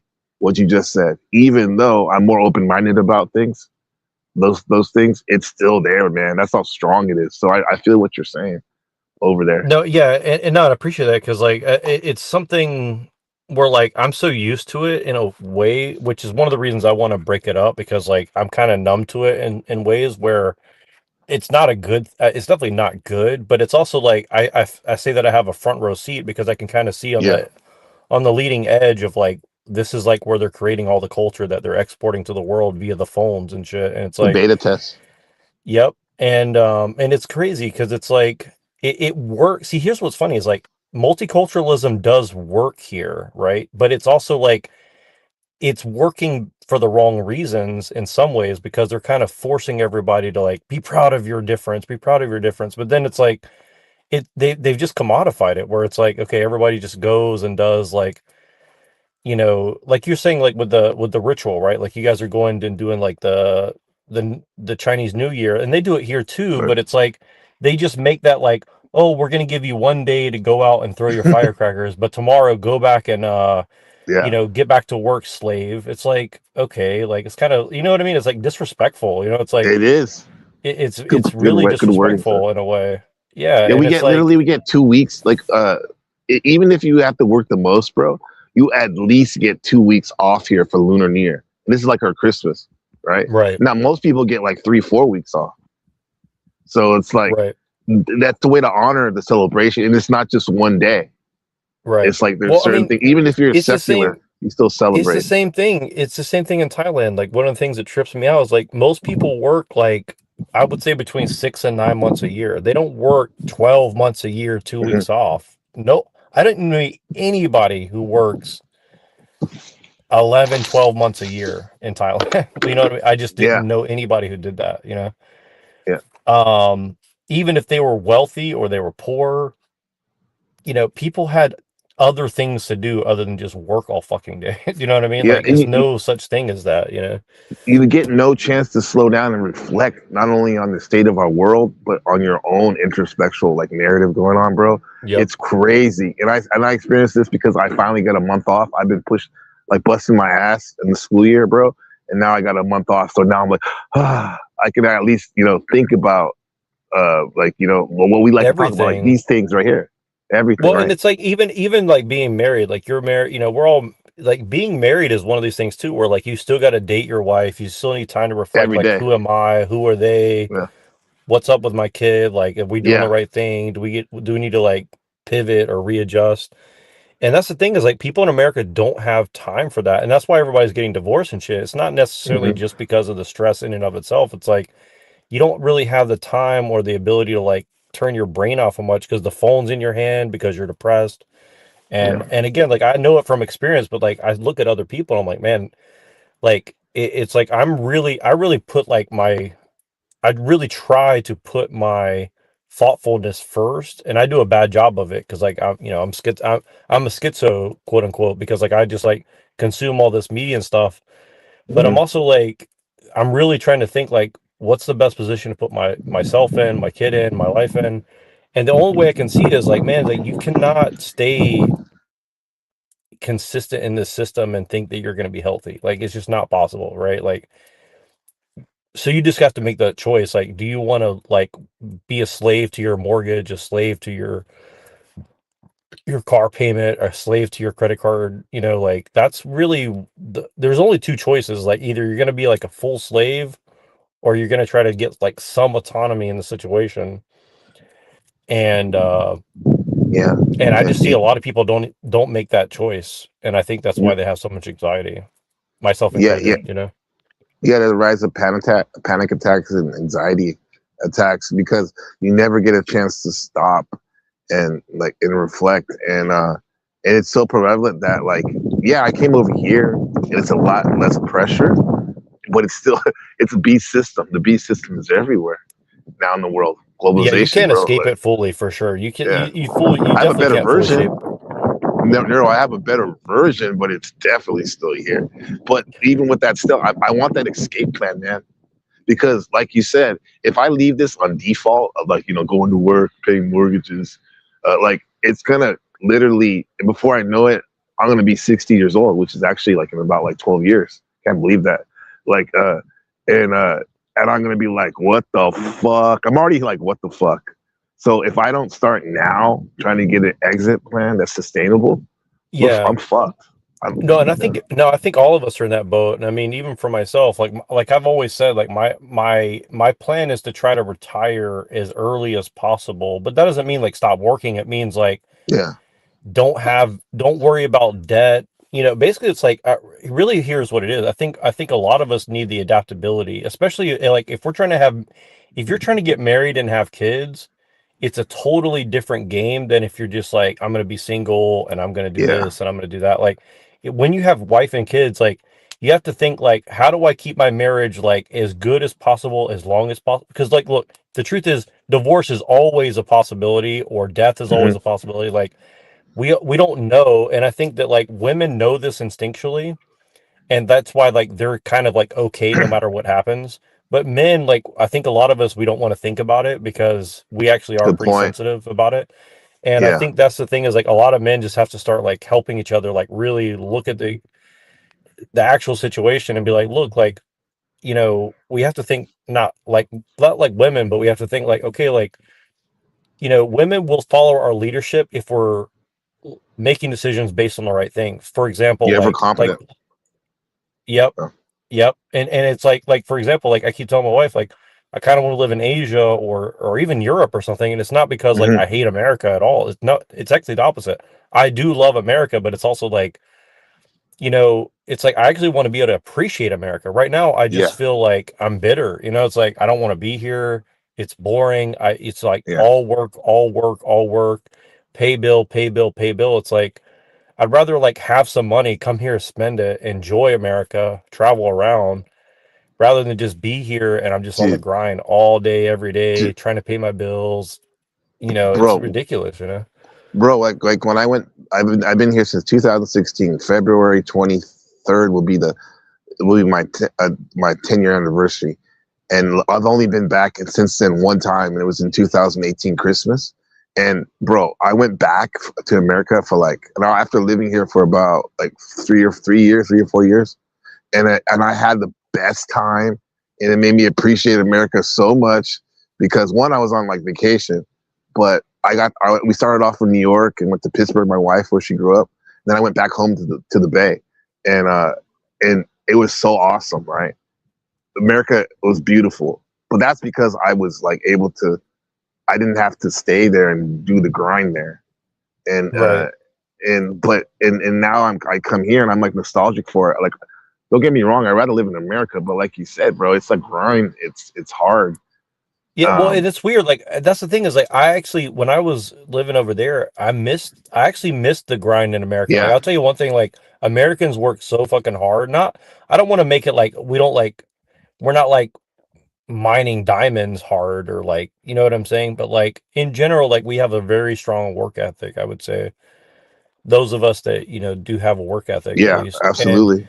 and you go to other places, like people don't really have that drive, and it's really weird in a way because like it puts you in a weird position where you're like, I'm trying to hurry up and get shit done, and people are like, you need to chill out. You know what I mean? They're like, no, we're not. We're gonna do it at our own pace.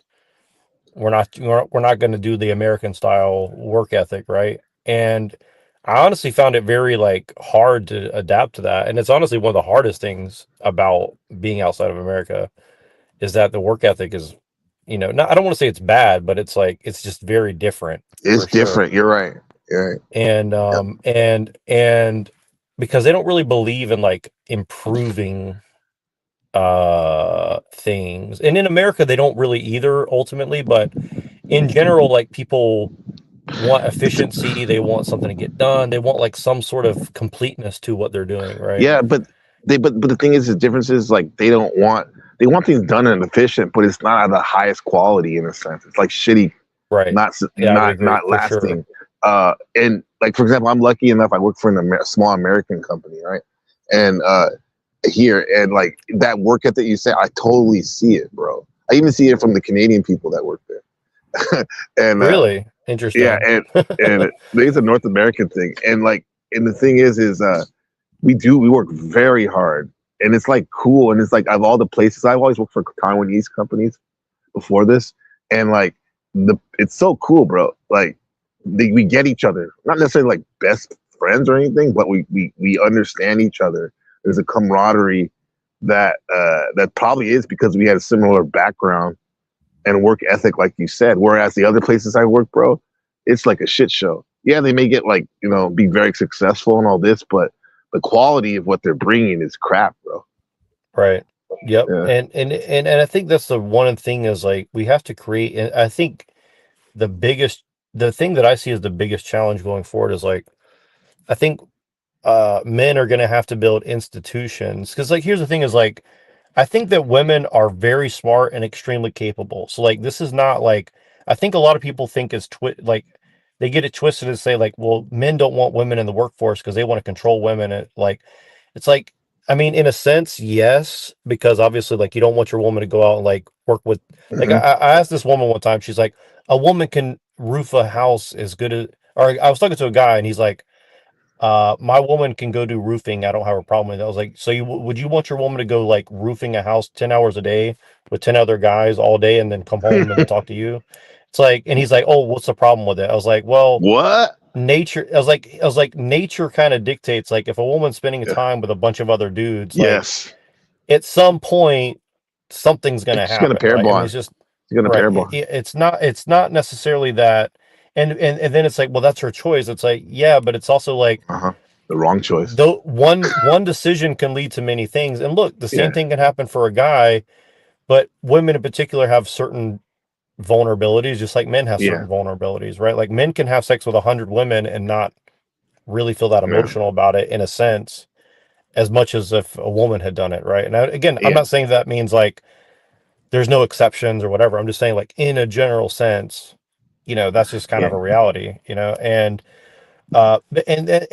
and I say that to say that it's like I think that that's going to be one of the hardest things about going forward is like so many women feel this pressure to be like, and I said it earlier, like it's like a gay guy who has a corporate job. It's like they want to have their cake and eat it too. They want to act like a man, talk like a man, think like a man, and then when you treat them like a man, they want to call foul. It's like, well, like I'm not gay. I don't want to date a gay guy, right? But that's the way they act. And again, I'm not even saying bad things about gay men. I'm Yeah. saying like this is the general like culture that they're building in the corporate world, Yes. and it gets down even to like the blue collar jobs or whatever, women doing normal jobs of this just like chip on your shoulder and like always have to be like thinking about what HR is going to say or is my wife going to use the, not, I don't have to worry about this, but, is my wife going to use what I say against me in court if we ever get divorced or whatever? You know what I mean? Like, Yeah. this is the decisions There's people have to make.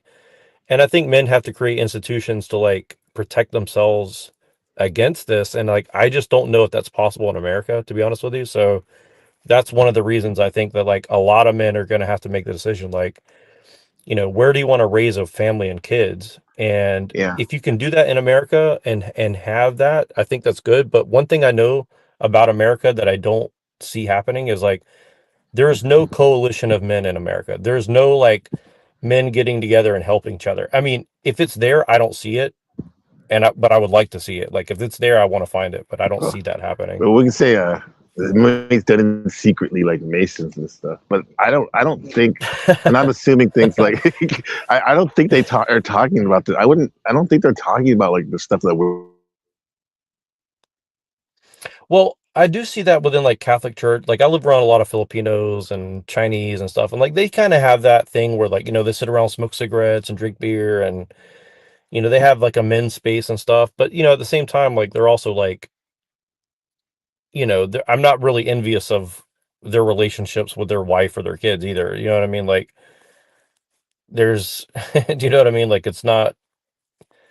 There's got to be a holistic thing going on. So, and I think that's the thing is like guys like us who have some sort of like commonality, we have to find some way of like, whether it be like a Freemasonic thing or whether it be like a, uh, you know, uh, just building businesses together. I kind of feel like there has to be like this kind of like, I've always had this idea of like business hippie where you're like, oh shit, he's gone.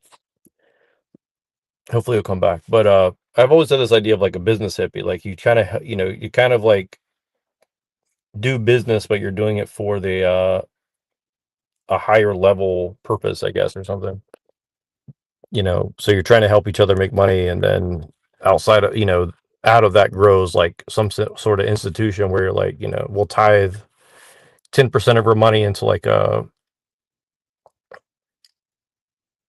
holistic. I'm reading this. I don't know if my audio is working or not. So machine hasn't said anything for like an hour, so I'm getting scared.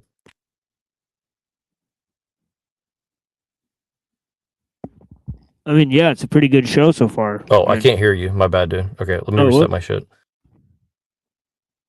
Alrighty then.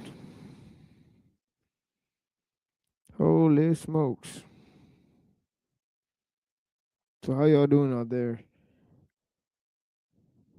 What's up? Earth supporters out here. Denise. Nice. My bad. If you were talking the last hour, I couldn't hear you, so I apologize if I talked over you.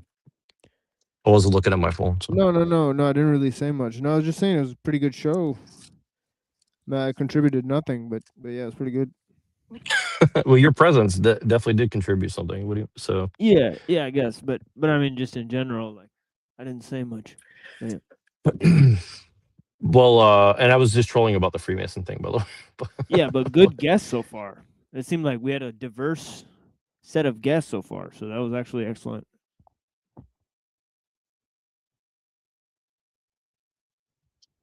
But I think we scared everybody away with the topic. So Yeah, it is what it is. yeah. I told somebody today, I was like, we cover everything from religion to politics to relationships to this and that. I was like, maybe that's a little pretentious, but I think we've proven that is true. Oh yeah, definitely. There's no uncharted territory for sure. I mean, like literally, if you look at my show for the last 3 years, you'll literally see every single idea that's possible. Like I'm pretty sure there's no ideas that we haven't covered, honestly. That we haven't at least tried to attempt to like go into for sure. So I guess I don't know what we talked about or whatever, but I do want to get your opinion on my little article idea because I did the too long didn't read, but I don't think anybody was that interested. But I want to get your opinion on it while I got you here because it's really coming from like the conversations that I've had with you that made me start and also Pill Eater. So I'm trying to merge like you and Pill Eater's ideas into like one thing. So it's like this idea of like Trotskyism mixed with like Pax Yeah. Judaica and stuff like that. So Yeah, I mean, think I was that's what rocking with what he was saying today. I was rocking with most of it. It seemed like he was like, I didn't detect anything in there that I like kind of disagree with, and then I was sort of taking down some names as well. Some of the things he was talking, some of the people he's talking about. I started taking down the names. If Pill Eater's talking, because there's a lot of guys he mentions I've not heard of, right? So. Yeah, well, I'll be honest. Most of what he said went over my head, so I have to like think on it for a little because I was like a little bit over my head too. Yeah, I understand it, but I'm just trying to like get into like, like more like, like I've heard of a lot of these guys, but I just didn't really like, it's like, like Francis E. Deck. He mentioned him several times. He mentioned. Oh yeah, well he never heard of him before yesterday, but these gang stalkers said that like you sound like this schizophrenic guy, and then he goes and looks him up, and he's like the intelligence agencies are using the technology to like mind zap everybody and fuck their head up and make them schizophrenic, and he's like, oh, I like this guy, let me order his book. Yeah, it's cool. So yeah, and because you read his biography, it's like literally like it's like a Philip K. Dick from like the 30s or 40s or something. It's some shit like that. So yeah, actually, I've been looking a lot at like like William S. Burroughs, like Philip K. Dick, like like this guy. Now this guy, seemed like it's very much in line with a lot of like, yeah, very related. And well, like I said something to Pill Eater about this yesterday. I was like, I said basically, I was like, I think Cobain got killed over shit like this. Like, and I always use that as an example because, again, it's like, I think Cobain was like one of these people that everybody just says, oh, he's just some heroin addict, songwriter guy that killed himself. But really, if you see that he's like trying to merge like Western esotericism with Eastern esotericism, and he's getting courted by people like Burroughs, then you're like, well, that means that obviously a lot more weird interests were being looked at among him, right? And again, it's like maybe it's not the best example, but I think it's like it shows like how like art and politics and occultism and religion and all these things are not really that separate. And even business, right? Like, you know, entertainment is a business, right? But then why is all this occultism so deeply ingrained into a quote unquote business, right? Like it doesn't make sense on the surface at least, right? So that's kind of what I'm trying to get at is like it's kind of mind-boggling to me that like occultism is so much ingrained into culture creation.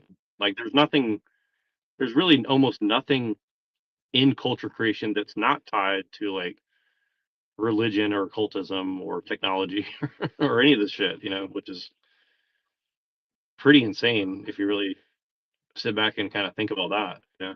Right. Like it lets you know how much has been engineered because just words like, like occult or, technology, both of those words mean like hidden knowledge. Like they essentially just mean the same thing. Because it's like you're encoding I never information. thought That's I all never it thought is. of that like that. Yeah, it's I like never really thought about it like that. yeah, you're like obfuscating or complexifying or abstracting means to a particular end. So it's all like Right. means to end.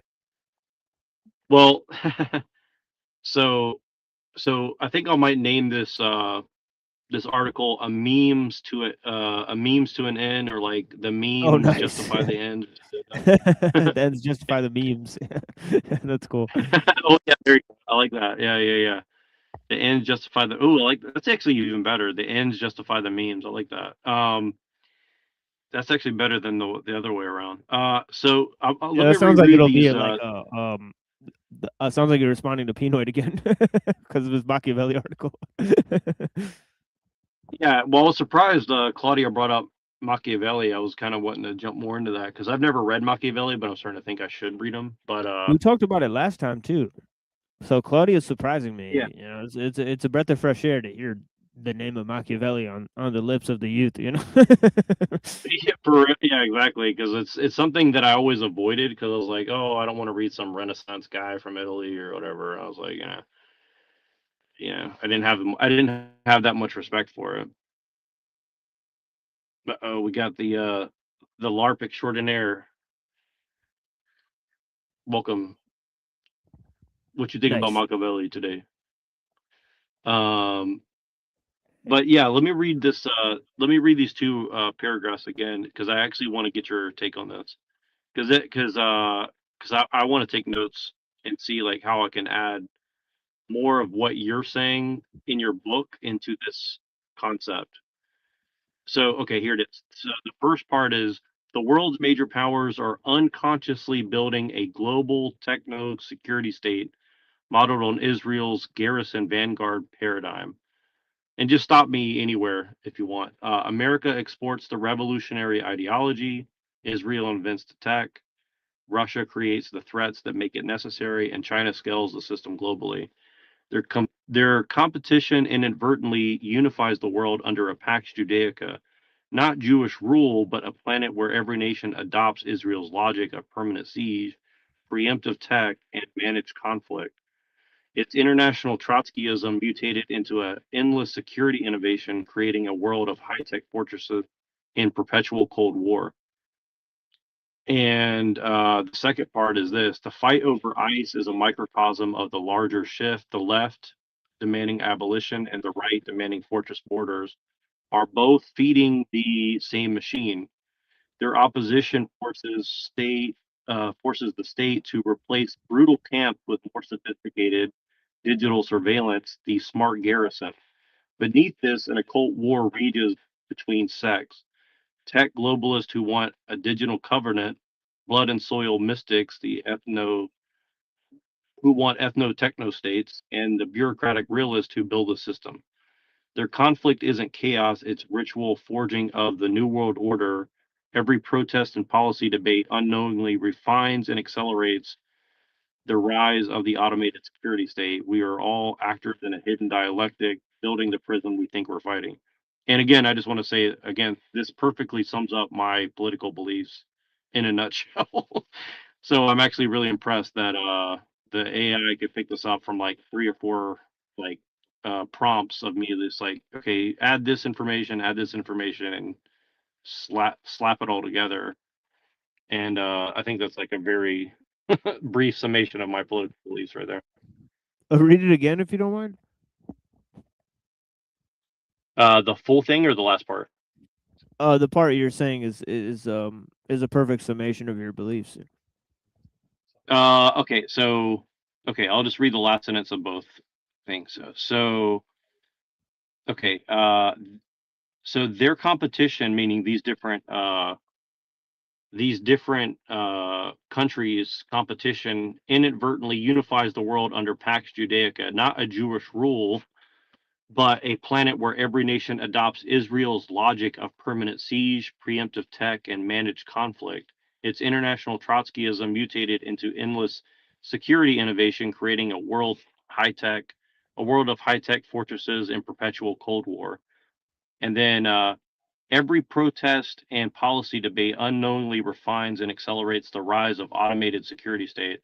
We are all actors in a hidden dialectic, building the prison we think we're fighting. So I think like that's a really good summation of like what I think is happening on a political level, I guess. Like how basically like we're all being forced to act in a way that actually supports the system, even though we think we're actually trying to tear it down. Right. So like whether you're on the right or the left and you think that you're advocating for like what you want, you're actually helping the system better manage you as a participate in the system.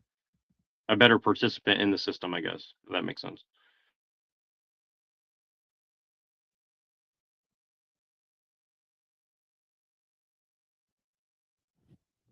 Yeah, it's highly accurate for sure.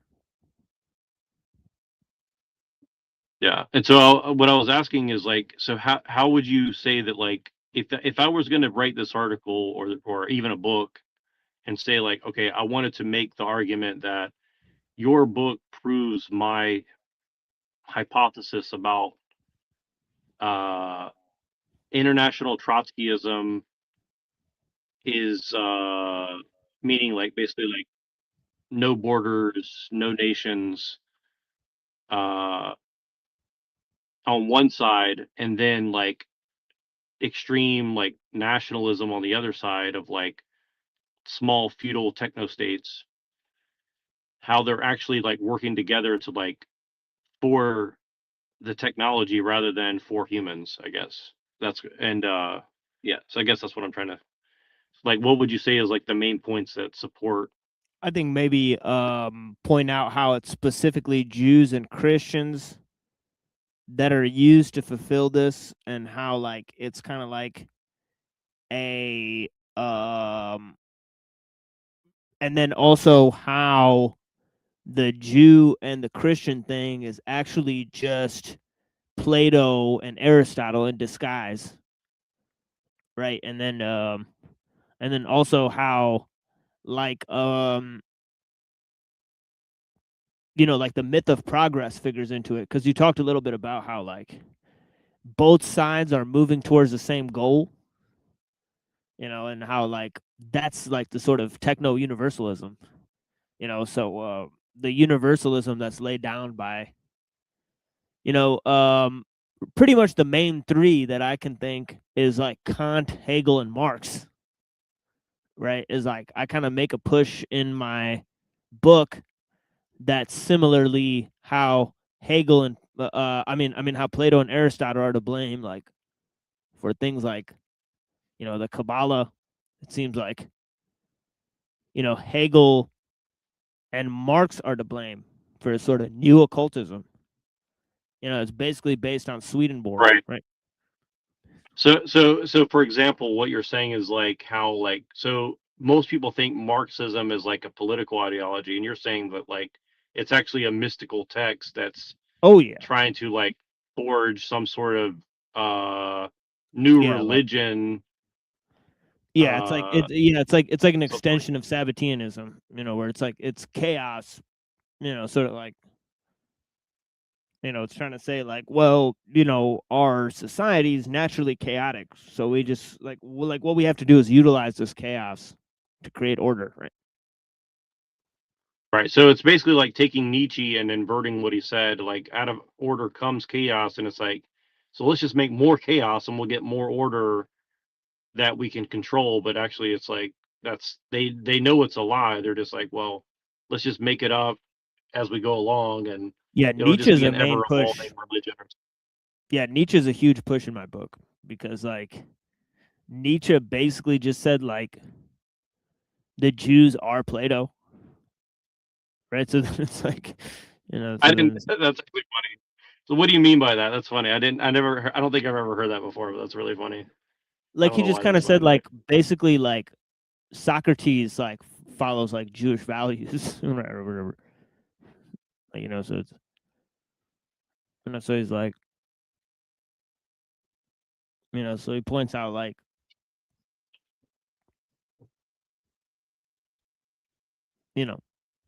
that like the whole That's actually really funny. yeah, because he's like, there's two people who follow slave morality. It's like the Jews and also Socrates, right? So it's like if you look at Twilight of the Idols, and then you look at the Antichrist, and you look at them back to back, it's almost like he's making the same argument against Plato that he's making against the Jews. Interesting. Okay, got it. Okay, so what he's saying is like there's a mind virus or something like that that's been put out into the world, and the world is like pretending that they don't know what's happening, but Right, and that's what the like accelerationists are right. capitalizing I on. got They're saying, well, there's linear time. So they're saying since there's linear time, we can capitalize on this because it's moving towards something. So therefore, you have accelerationism, right? but what we're accelerating towards. See, what's interesting to me is like all the accelerationists that I've talked to that are overtly and copping to the fact that they're an accelerationist.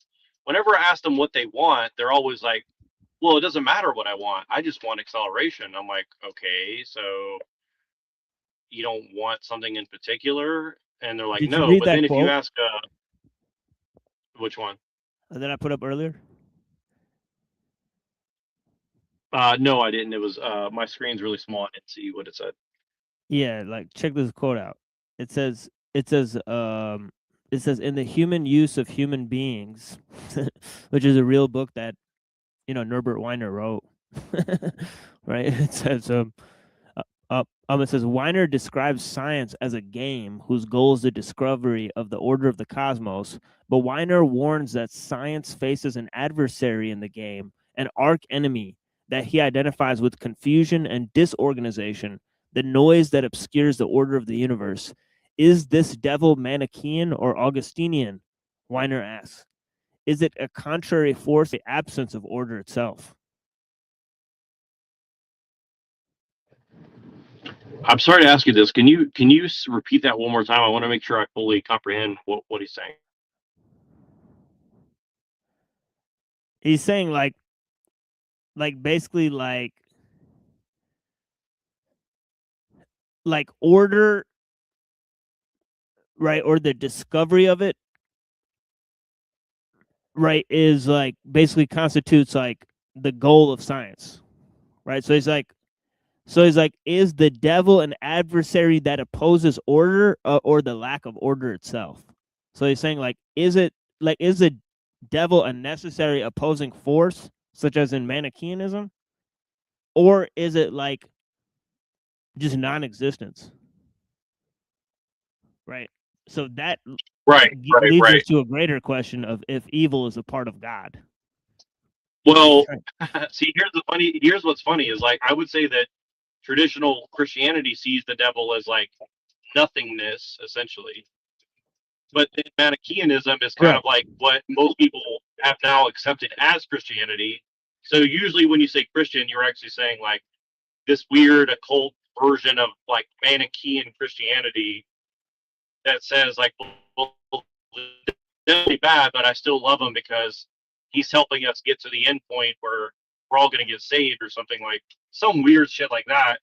And it's like, well, even if that's true, which I don't think it is, but even if it were true, it's like, well, you're basically just repeating Frankish Sabbateanism. So you're basically like a weird crypto Jew, and you're lying about it. So like, why wouldn't you just accept that what you are rather than dressing it up like some other weird shit or something? I don't know. That's kind of where I'm coming from. Where Yeah. Yeah, but what's so interesting is like Weiner comes to the Augustinian opinion, right? He says Augustine is right, but he's using it as the goal of science, right? So and transcending evil. Augustinian point, just to make sure I understand. He's saying that evil does not exist. It's just a lack of information. Okay. So See, that's pretty twisted, isn't it? So he's twisting Augustine yeah. Right. I can understand the Augustinian point to an extent. Like, I think it's a little bit extreme to just say, well, like, evil doesn't exist. I mean, I think you could say that, like, evil is an absence of good in a sense or something like that. But I think when you start, like, yeah, to be fair, that is what he says, to be fair. Right. But I'm thinking that, like, therefore it's good because it progresses things. It's like, well, like, I think that's a step too far, because there's all these other things that would have to be true for that to be true. And then you're making a claim about God, like you said, that like, well, God allows evil to progress us or something like that. And again, like, I think that's going to lead to so much other things that people aren't being honest about it. So again, it's like, are you saying this because you care about the truth, or are you saying this because you have goals you want to get accomplished and you're not being honest about it, right? And I think that's an interesting thing, because most of the people that seem to take on that belief are unaware that that's what they believe. I know that sounds bizarre, but I mean, I think atheism is kind of an example of this, where they're like, they don't really believe that there's a right or a wrong or a God or anything like that, but then like they act as if they're a Manichaean or a crypto Jew, or and when I say crypto Jew, I don't mean like a Jew that's like worshiping God every day and going to a synagogue, and I mean like this kind of like Frankish Sabbatean, like let's trick everybody into this kind of belief system that they don't fully comprehend or something. I don't know what I'm trying to say exactly, but I definitely think that like we live. Like, it's kind of like when I say that we live in a post-Marxist world, which I don't even know if anybody else ever said that or if I'm just making it up. But like what I mean is like we live in a world where people already accept this kind of like bastardized Christianity as just like a given, and they don't actually think about what that belief actually entails, if that makes any sense, right? Like a cultural Christian, for example, right? Like a cultural Christian is basically like a solipsistic Manichaean Christian that's in denial about it, right? That's what I would say. But obviously, if you said that to the average atheist, they would, deny that and say they don't believe in God or the devil, but they're acting as their behavior indicates otherwise to me, right? Like they're acting as if the devil's a necessary part of progress, and we have to break some eggs to make the omelet and all this stuff. And so, they're basically, a theistic Satanist or something like that.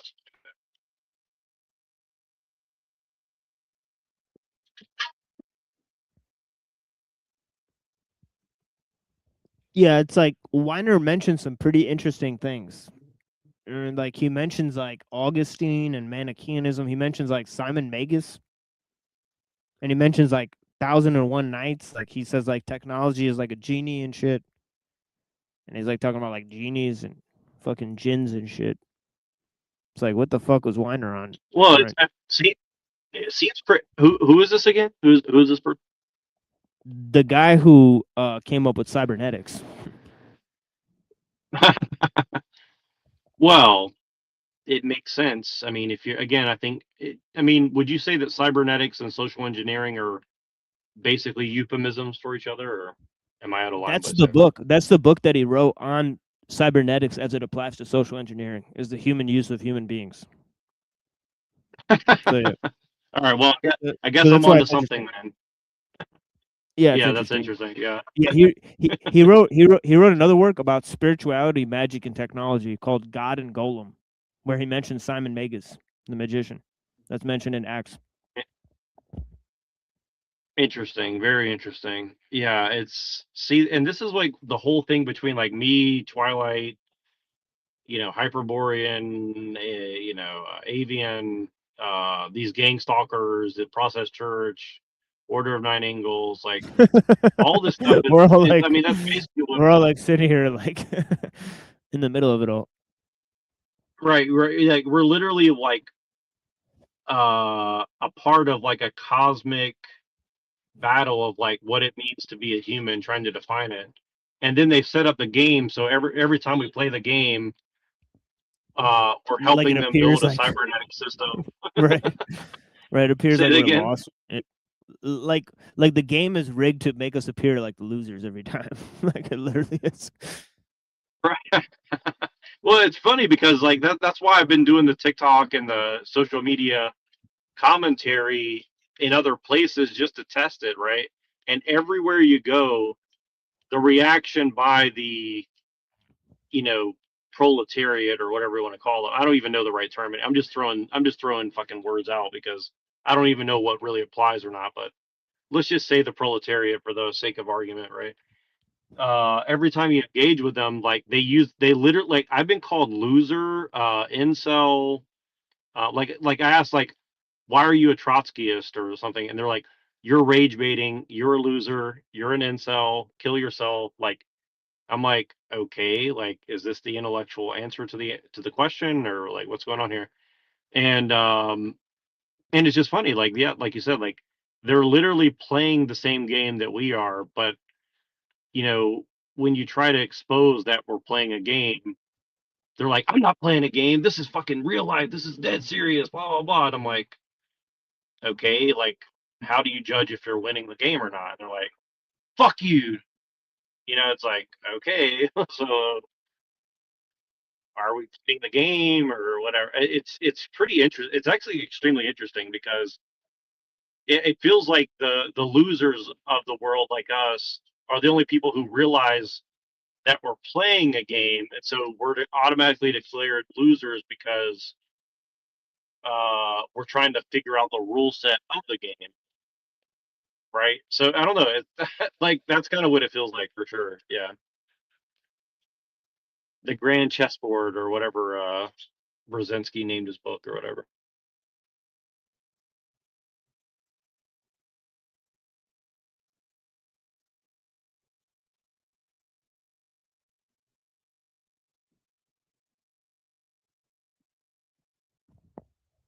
Technodronic.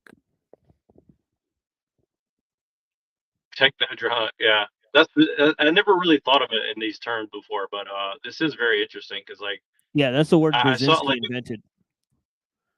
what's it called? Technodronic. Sounds like one of those like body horror movies, like Videodrome or something. I think that's what I'm thinking of.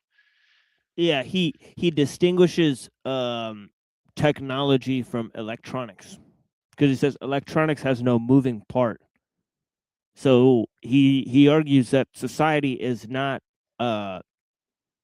it's moved from techno-industrial to technodronic, right? And so Ellul like basically critiques him for saying that this is a new order of technology.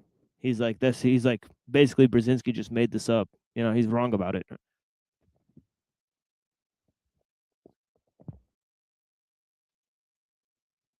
Well, what would you say is the what do you think he's really trying to say with making up that term though? Do you think he's trying to say like is he trying to give like a justification for social engineering or cybernetics or something? Is that kind of what he's actually saying?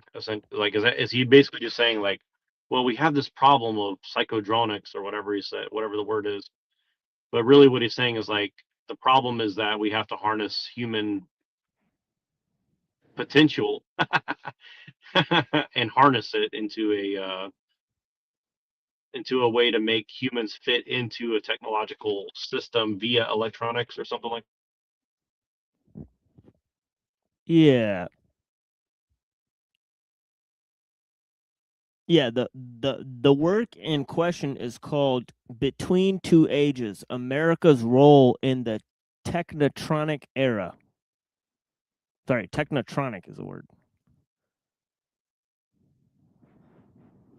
Well, it sounds like to me that Alex Jones is probably a really big fan of Brzezinski, and that's why he made all this hoopla about Brzezinski's the evil one or blah blah blah. But it's like more that I think about it, it's like actually he's probably a huge fan of Brzezinski.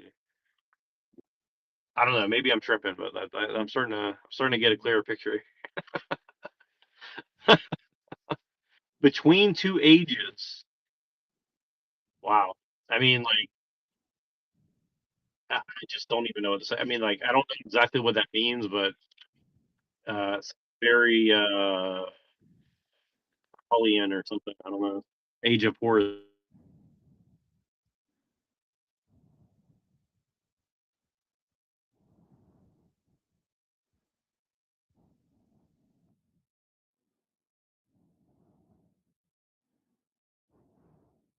Yeah, I haven't looked at this yet. But yeah, this is a paper that Alul cites, and he says it's all wrong.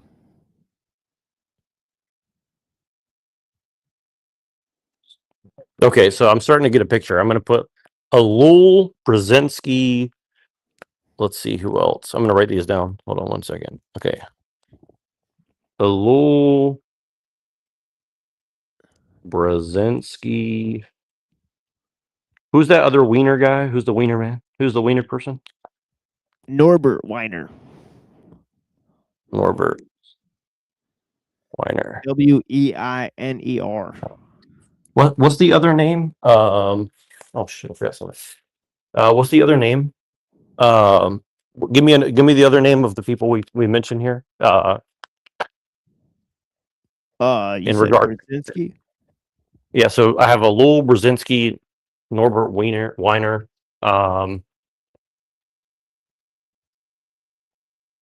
Because I'm going to plug all these into my things Nice. here. Yeah, that'll be wild, dude. Late, not right now, but later. I'm going to do that. I'm going to do this later when I actually have time to sit down and edit it. But Yeah. Alul, Brzezinski, Weiner.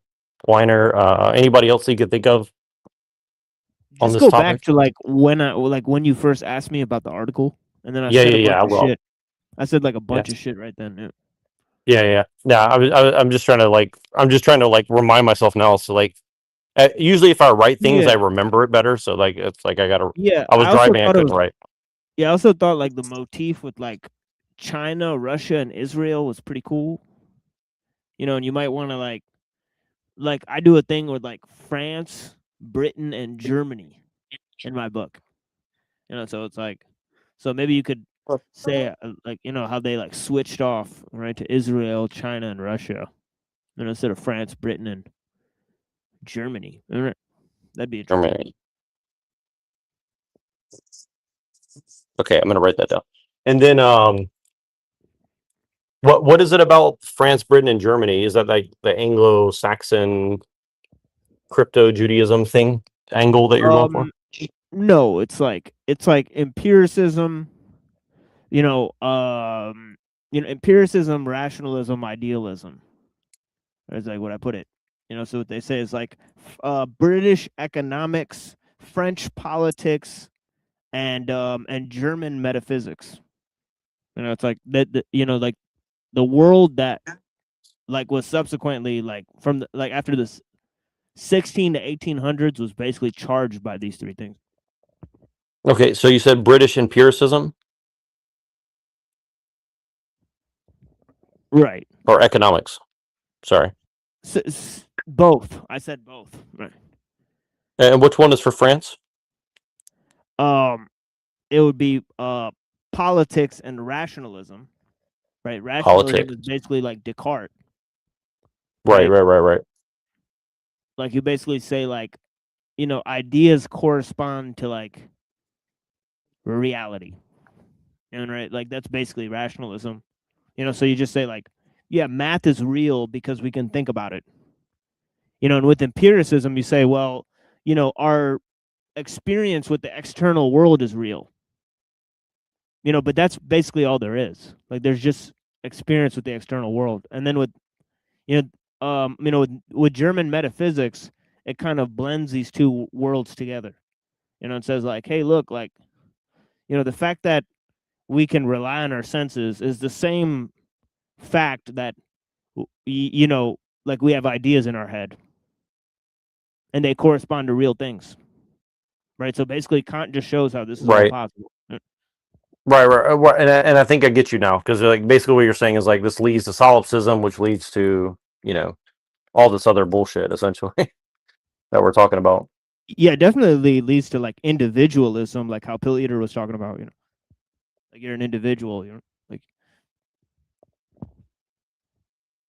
with no continuity to anything else, essentially.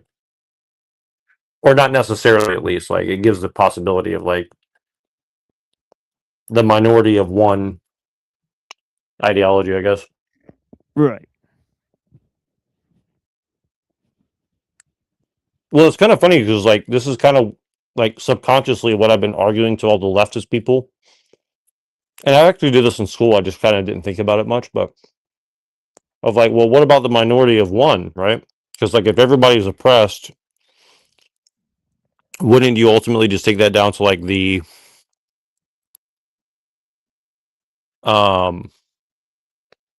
logical conclusion that we're all individuals? And they're like, yeah, of course. But then, like, I'm like, well, why are you collectivizing everybody as like a person of color? It's like, so what's a person of color? And they're like, well, anybody who's oppressed by white people. I'm like, well, what's a white person? And they're like, European people who oppress people. And I'm like, okay. So I was like, so can a person of color oppress another person? And they're like, well, yes, but it's worse if it's a white person oppressing a person of color. I'm like, okay, well, it makes it worse. And, you know, it's just, I'm just trying to do like Socratic dialogue with them, like try to understand their point. And I guess what it seems like you're saying is like, it always goes back to like a fusing of Platonic ideals with Aristotelian ideals. So like you're basically inflicting on the whole world like this dialectic that produces like a Marxist Hegelian result or something like that.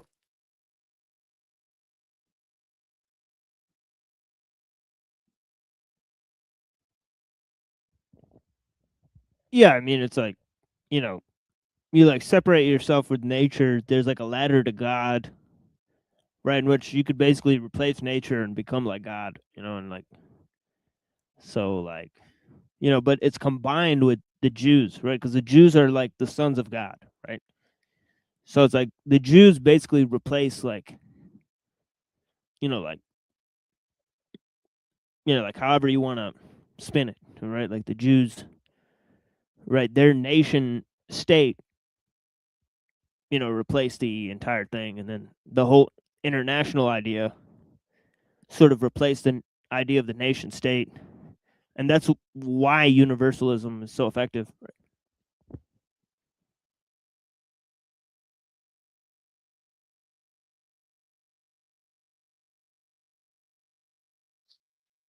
So okay, so let me go back and read this because I feel like there's something I'm missing. Not from you, but just from like the points that I've tried to make, and I want to read this to you. So like Yeah, I was for having this sure. Yeah, I'm argument. just trying to like boil it down into like little bite-sized pieces, you know, if I can. No, trust me, I need it, and I need even smaller bite-sized pieces Right, because right. I'm honestly not a very intellectual person as much as I try to pretend to be one. So okay, so so I wrote this. So after this conversation with this like you know, whoever it was on social media, let's see, I wrote this question and it gave me like a very interesting answer. So man, this thing is really long. Holy shit. Okay, so I said, so the first thing I said was, I want to make the case that Trotsky was a Zionist. Find actual evidence or allusions to it. And it says, Trotsky's was explicitly against Zionism.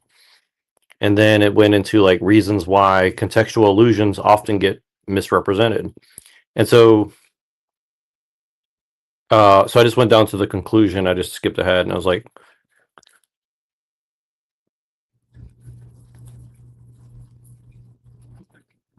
see if I can find this part here. Okay, here it goes. Okay, on anti-Semitism and the hollow, you know what?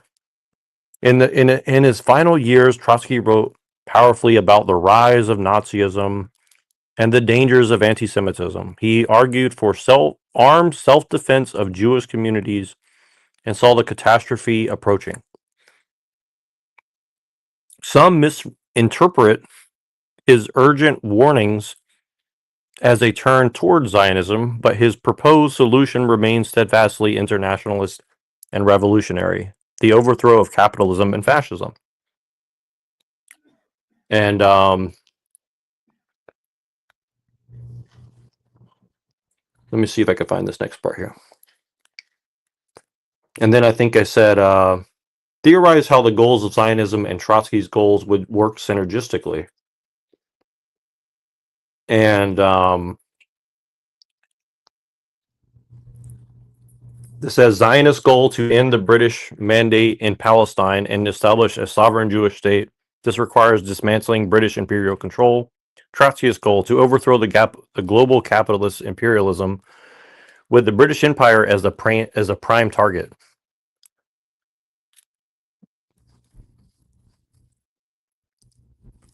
Which is ironic because Orwell wrote his whole book 1984 about how England was literally run by Trotskyists. So I don't know.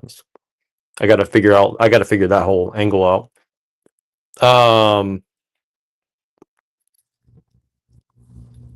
Okay. So it's that potential synergy. Let's see here. Okay. Trying to figure out. So it gave me three answers. It said anti-imperialist front, anti-fascist defensive front, and socialist construction front. So, and then it says anti-Stalinist front. And then it says the inevitable breaking point, the national question. Okay, so let's see here. Theoretical conclusion. The synergy could only ever be tactical and temporary based on converging immediate enemies, British, Nazi, Stalinist, or immediate practices, collective defense, socialist construction. It would be a critical alliance where the Trotskyist partner would constantly attempt to radicalize. Sorry about that. Would attempt to rationalize. Let's see here. Sorry, I lost my place here. Oh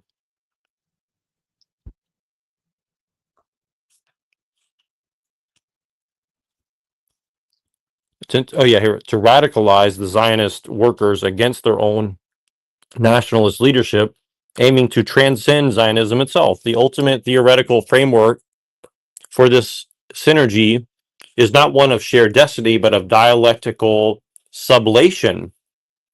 The Trotskyists would seek to utilize energy, organization, and revolutionary potential unleashed by the Zionist movement while striving to negate its nationalist foundation and preserve its socialist elements within a broader internationalist revolution. Zionism's productive contradictions would, in the heat of the struggle, be resolved in not into a Jewish state, but into a regional socialist federation.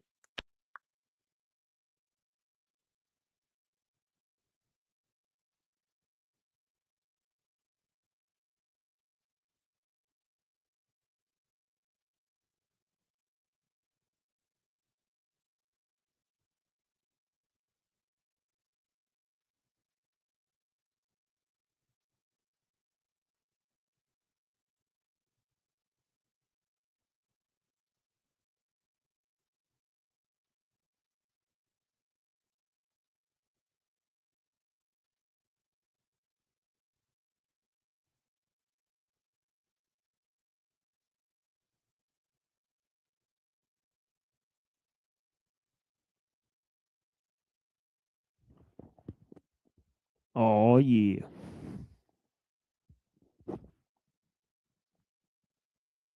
So I guess what I'm trying to say is that um, somewhere between Zionism as a real thing and the dissolving of all nation states as they currently exist, how would that you know go to the Jewish plan of subversion and taking over? I guess like that's what I'm trying to figure out. Is like where's the rubber meet the road of like how they go from like if the only nation that exists would be Israel, that would be untenable because then everybody is obviously going to be like, well, why do you get a nation and nobody else does, right? So they're kind of like seeming to diffuse that issue to everybody, saying like, and again, like it's interesting that they've put the left wing as anti-Israel but pro-Jewish, right? Like the Alex Pretty guy who got shot, right?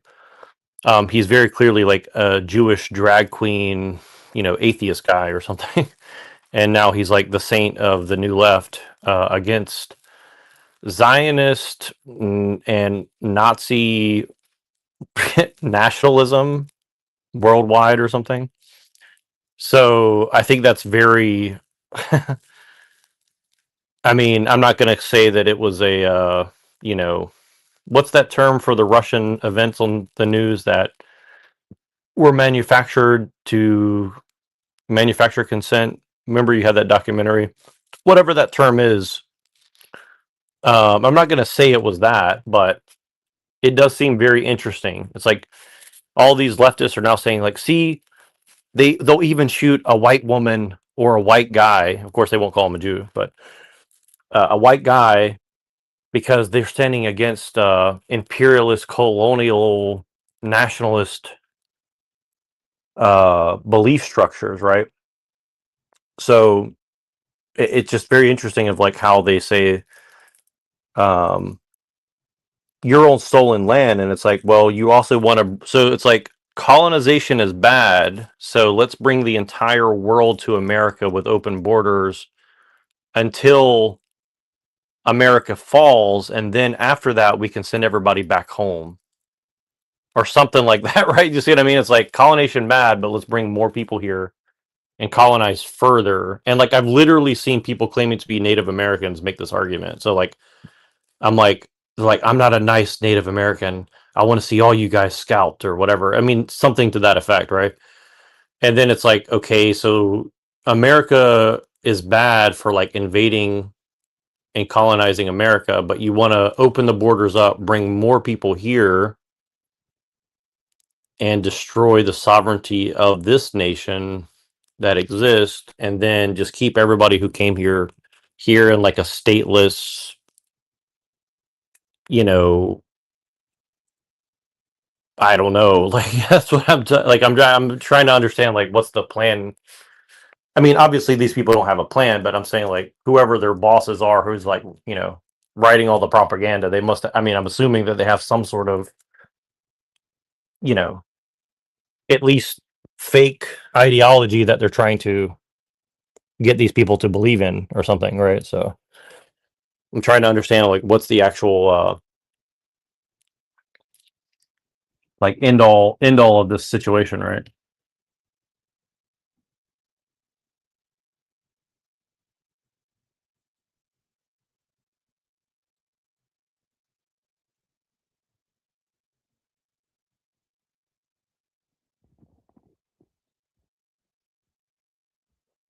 Well, I think the end is that, Israel set up like a fake end of time scenario, so they're going to be eliminated. Right. And then out of that, and here's what's crazy is like, so okay, let's say that the leftists get their way and Israel ceases to exist, and then Christianity is like, again, it's kind of weird because it's like, well, Christians say it's like, well, if that happens, then it's the end times, right? So Or it might be another, a longer Christian LARP in the Holy Land. what does that mean? Like, probably the Orthodox Church will take over in Israel since they're already camped out there with the Jays as their landlords. No, Russia and Israel will, like, take over. They declare, like, victory. That's fucked up, but I can actually kind of see what you're getting at. It's pretty interesting. Well, it goes to that clip that I shared, like, with like Andrew Wilson, where he's like, we should send a bunch of Christians to Israel. He's like, if you want Christians to support Israel, you should allow Christians to go there.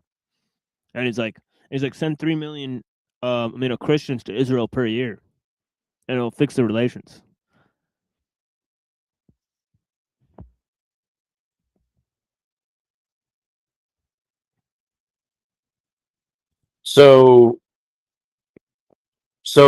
But but then would you say that that's part of like the plan? I mean, obviously, like, we're not going to go back to like Theodore Herzl and say, what did Herzl imagine 100 years or whatever of Israel, and then it goes away, and then something else comes out of that, or whatever, or is it more of like an ebb and flow of like, okay, we try the first time, it doesn't work, and then we'll just go back into a diaspora mode and work on getting this kind of international borderless thing going or something, or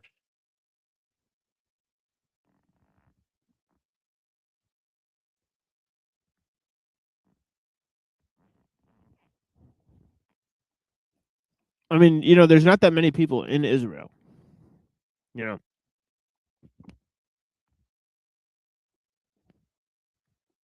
don't think the whole thing will last that long. I'll give it like 50 to 100 years.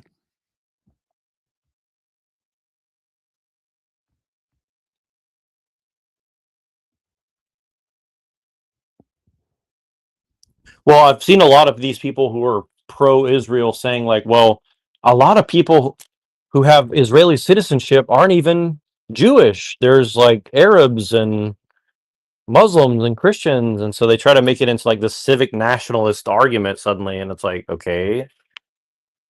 So I guess they're trying to say like a lot of IDF soldiers are non-Jews or something, which may be true. I don't know, but it's kind of an interesting.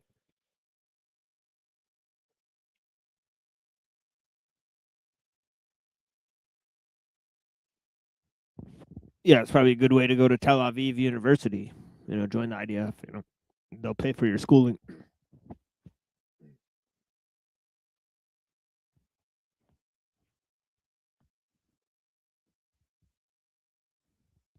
Well, like I asked this person, I said like, so I think I might have said this earlier, but I just want to reiterate this point.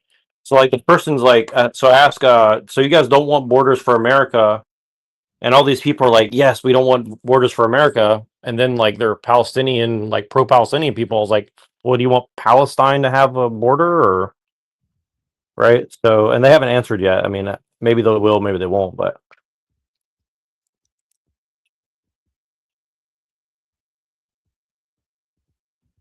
I just think it's an interesting like narrative. It's like, okay, so like let's crash the American empire, which even the right wing people in this country pretty much want. I mean, right? Yeah. So it's kind of like, okay, so you actually agree with the right wing people that the American empire should come to an end, but you're like, well,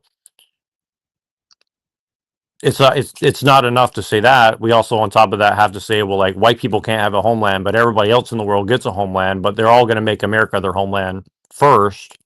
It's like, okay, like, you know what I mean? Like, again, it's just like so many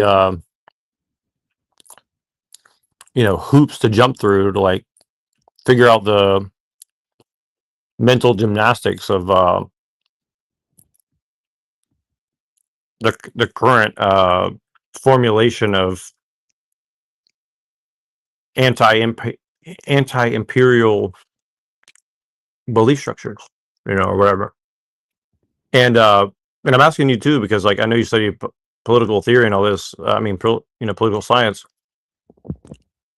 Like, is this on purpose that they're being schizophrenic, or is there a larger? Do you think it's a larger game plan, or because of the technology, like they're just kind of adapting as they go? Like it's like we'll just kind of figure it out as we go along, type of thing. Yeah, I think it's more the that they're just figuring it out as they go along.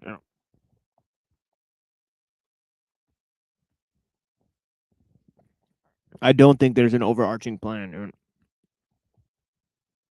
Even the Jews don't really have an overarching plan. It's kind of like, well, the we'll Jews just are kind like of controlled by like people who don't want there to be an overarching plan. And it's just like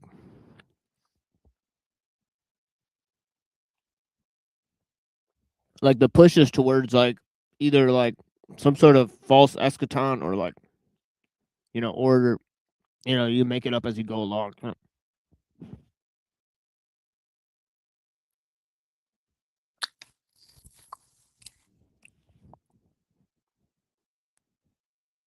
well, it definitely seems that there's like this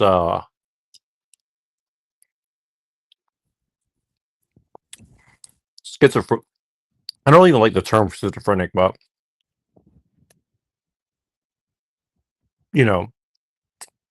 Yeah, the schizophrenia comes from like not wanting to change your like self-fulfilling plan that's just like you made it up for some greater purpose, but really it's just for your own enjoyment. Right? That's the schizophrenia.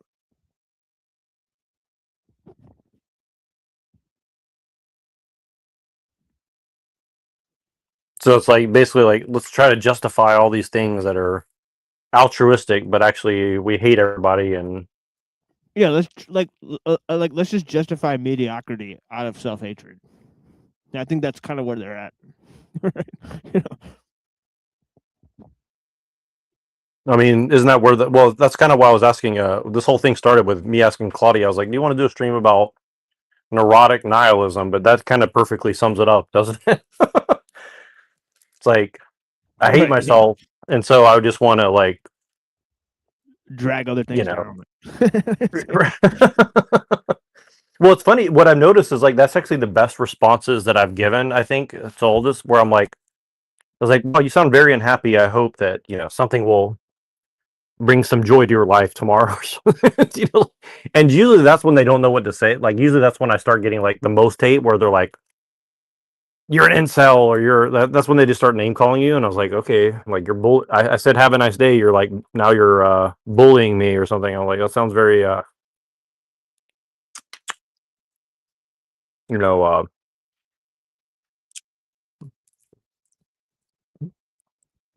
negative or something.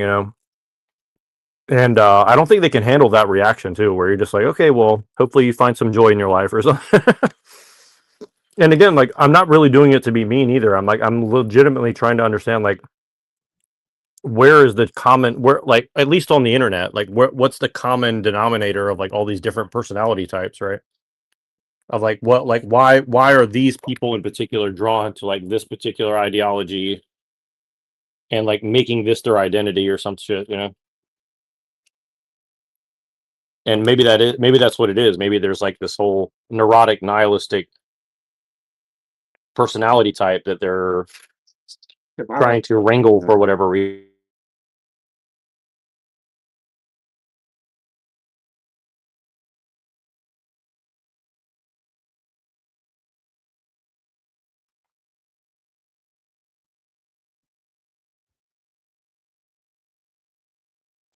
Then I'm going to share my screen in a second. I'm just getting suited and booted on the computer. and I'll show a couple things, Nice. and then I know you're about to start your stream too, right? So, all Right, like in an hour though. We still have like a whole hour. right, cool. So I'll go for like about an hour is about what I got left. So, oh, somebody's in the back. See who it is. Oh Who shit! is? Avian Buddha. The real one.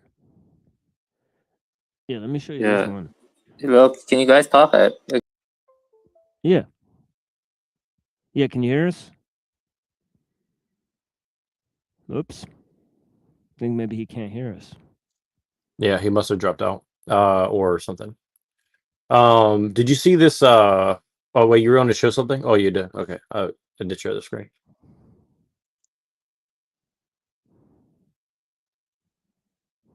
Oh no, it wasn't this. It was. Yeah, I'll show it later before we leave. It's fine.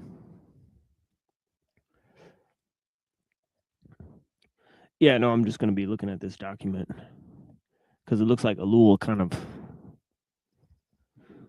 says. Because it's funny that, Brzezinski wrote 100-page, basically book on, technocracy. I think that's pretty interesting.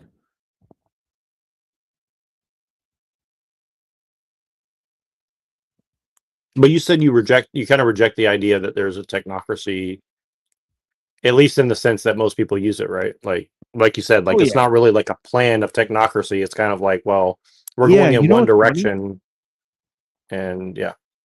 You know what's funny? Me or Bob Smith, that weird girl? Yep. Dude, she totally noticed, like, she totally shared, like, a Courtney Turner video, right? Yeah. And said, like, how it's proving me wrong, by the way.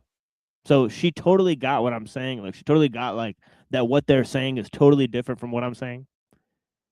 So yeah, it's pretty funny, dude. She And said that you're wrong. And said that Yeah. you're wrong because of Courtney Turner. That's actually really funny. Yeah, she's like, oh, so it's pretty funny that like this whole like technocracy thing is designed to like say like, no, there's people who are pushing the buttons, that are evil actors, and if we take over the technological system, we'll make it work right. So this is the whole narrative they're going with, right? So it's pretty funny, right? So I just like to pop that bubble as much as I can, right, to show people that no, it's the system is inherently. Well, it's funny is like I actually think that's probably the main reason why we're hated so much in these circles. It's not because of Christianity or Islam or anything else. No, exactly, dude. That's exactly right. And that's why I don't put those issues up front. I could put those issues up front, and there's hundreds of people that are already falsifying fake conflicts within those issues, but nobody is actually showing the technology angle, right? It's pretty fucked up. Can I talk about what's really interesting is that how all these people who were in the circles around us before were like, oh yeah, I want to talk about technology, and then as soon as you start talking about technology, they're like, actually, I hate you and I hope you die and burn in hell. It's like, okay, let's talk about how great AI is instead, and yeah, so. But yeah, Buddha, you want to say something? Yeah, I'm gonna say some stuff, but it might be a bit dicey or a bit contentious. I'll just say it though. Yeah. First, I want to read this quote from Abbas Kiarostami. He was a famous film director. He recently passed away. He's Iranian, Persian, whatever. When you take a tree that is rooted in the ground and transfer it from one place to another, the tree will no longer bear fruit. And if it does, the fruit will not be as good as it was in its original place. This is a rule of nature. I think if I had left my country, I would be the same as the tree. So what I want to talk about is that, I don't like Israel, like how they, commit genocide. I mean, that's pretty plain of fact. But the fact is, I've looked into it. Iran is sanctioned and North Korea more than any other country. Okay, Iranians are being plundered. For example, when Obama gave money to Iran, that was Iran's own money. That was kept as frozen assets, from Iran. Okay, they're basically plundering and thieving Iran's own, money as frozen assets. And those, both the conservatives and liberals never mentioned that. I mean, and I don't like Israel, but I don't think it's in the people's interest, to be fighting Israel, because Israel has so much power, and at the same time, I think Westerners, the governments, not the people, I distinguish average people from government. They also use Jews as a front sometimes. So they have like vested interest to divide Iran up, take its resources. That has been going on since the 1800s with Russians and Anglos. So blaming the Jews all the time, I think, is myopic. And at the end of the day, I do care for Iran's interest above, the interest of, let's say, Europeans or Americans. Why should I care about them when they have been, plundering my ancestral nation? I have no place to go back home. I have been bullied for my race. I have extreme identity crisis. Now I don't have a home to go back to ancestry. It's being sanctioned. It's being threatened. And I don't like it when I go and I see people LARP as my fucking ancient ancestors and stuff like that. Twilight, Michael Caesarian, and other people do. Yeah, and it's a complex situation. I'm not saying I like Israel though. I don't know. It's just that they're sanctioned like crazy. And Iranians are bullied on Twitter. Same with Indians. And they're bullied on far right. Being called mongrels and other stuff. And I don't think it's good for people of different races to exist in countries they don't have ancestral ties to. I don't have any allegiance to America, and I'm gonna get that out there right away. And so, but I would, if I were born in Iran, I would probably die to protect it or something. I'm not gonna fucking risk my head for American. And I just wanted to get that out there immediately and stuff. Yeah, it's okay. How unpatriotic. Yeah. Well, I mean, when I see people suffer, I feel bad for them. Like individuals suffer, I feel bad for them. I'm not a sadist. I'm not sadistic. Like I don't like to cuck people, or I don't like to emasculate people and do usury and stuff like that. I'm not that kind of person. And so, you see what I mean? I'm just saying things are complex, and there are gonna be a lot of people talking shit behind me now, but that's fine. And so I don't like Twilight, and so I don't like his personality. I'm just getting that out there, and so it's very disingenuous. But I'm authentic. I'm always open to talk things out, and I will not scream over people. I don't like screaming over people. That's all. I'm very transparent, and so that's how I think, and my logic and my reasoning and stuff like that. Yeah, that's all. Yeah, it's and you can just look it up, like, it'd probably be on Japan's level or something, and the fires that are occurring in the northern top forest, those are pretty bad too. And so, yeah, I need to improve my Persian too, and so my Farsi, I need to improve it. Well, the U.S. government would like to disagree with you, sir, because as long as you're within drafting age.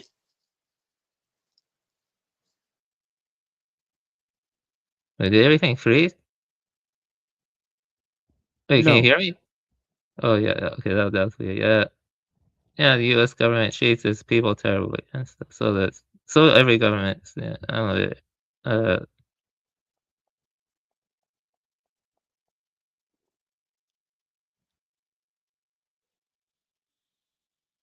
Yeah, it's not good. The world is a mess. Yeah. Well, just remember, when the frozen people come for you, Avian, let it go. Get it, maybe frozen. Yeah. Yetis. It's a fucked up situation. Yeah.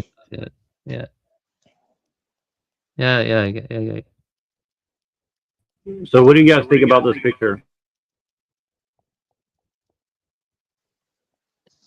Ketchup, mustard, and mayonnaise. It's weird. Like, not like weird, yeah. It's freaking weird. Maybe Russia would try to hire some Americans to come and fight for Putin. Like, libertarian communism is a weird, Hey, what's wrong? You don't want to be Steven Seagal?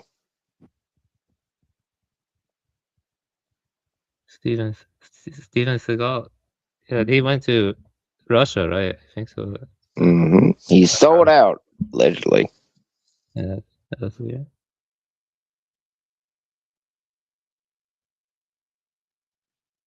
Yeah, I always thought that was kind of weird. and stuff. Machine, what do you think about this picture here? Yeah, I think we should ask Howard Zinn. You know, Dr. Howard Zinn, what he thinks. You know.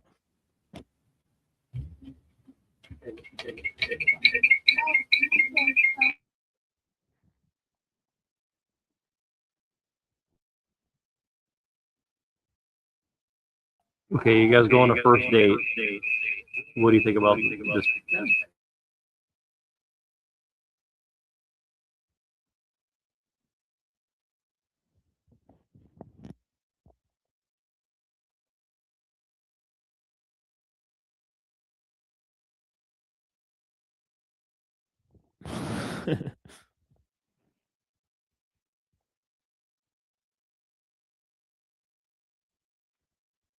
Just throw some meat on those bones.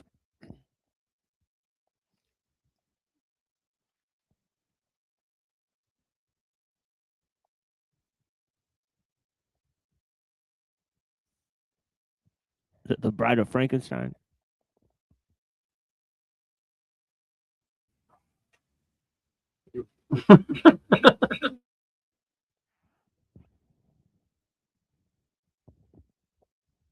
Or is that the Bride of Jack Skellington?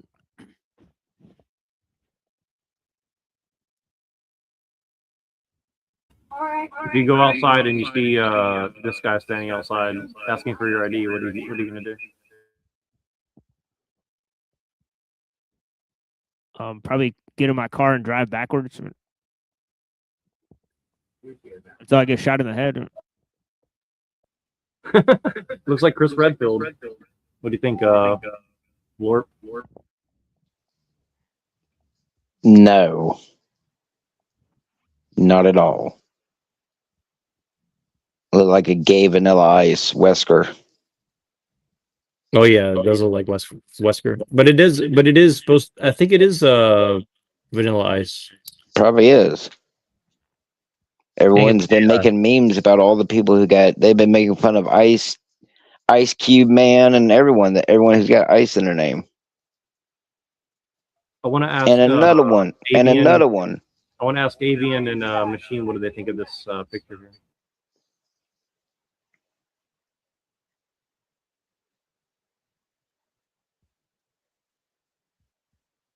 Is that real?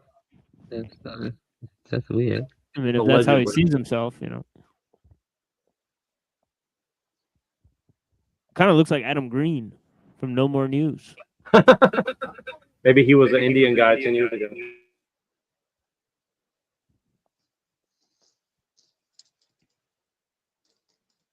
I mean, Gabriel asked us about this earlier, so I thought I'd share. That echo. Yeah, it's a common name where we're from, honestly. There's a lot of guys named Nadim Khan. It's a very common.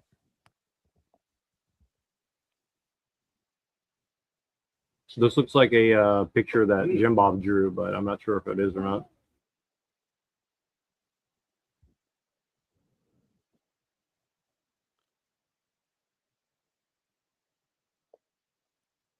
Yeah, buddy.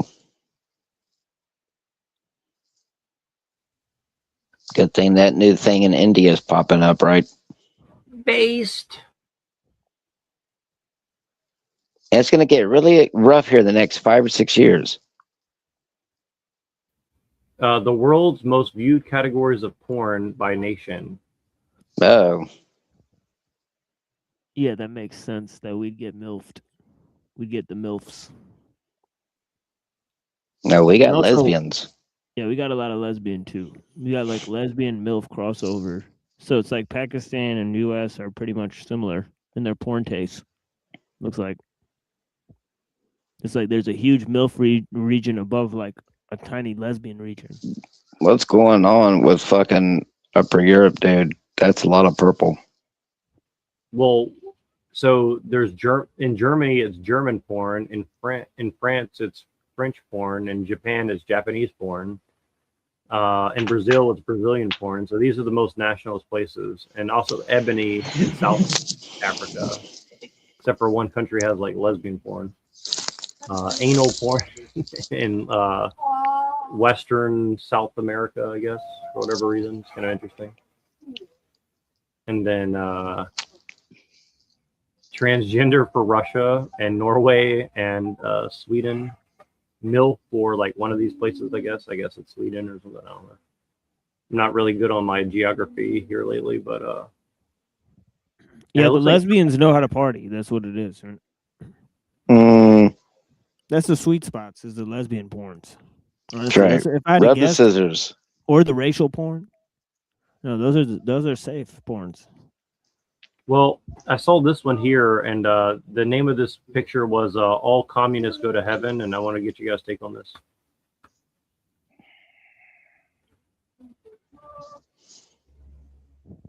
Who's the last guy that's next to Marx? Who is that? Maybe it's Ingalls or something. I don't know. Maybe he got an honorary position. Right. Yeah, that's Ingalls. Oh, okay.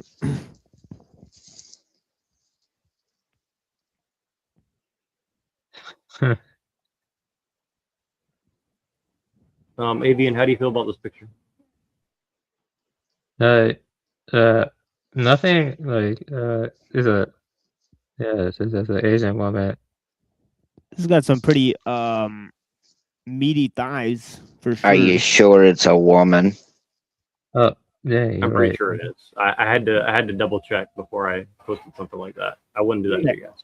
Yeah, you don't get like Asian women with like really meaty thighs, but it's probably a good thing.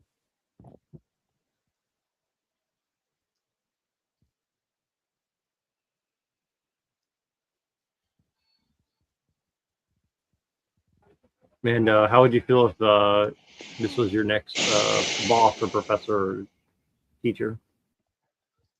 Yeah, he could touch me for a shekel. Is that a real person? In form, if not reality. Yeah. It's creepy. Yeah. Oh, come on. That was fucking funny.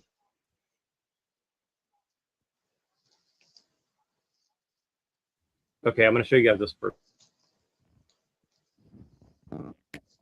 Asian Instagrams.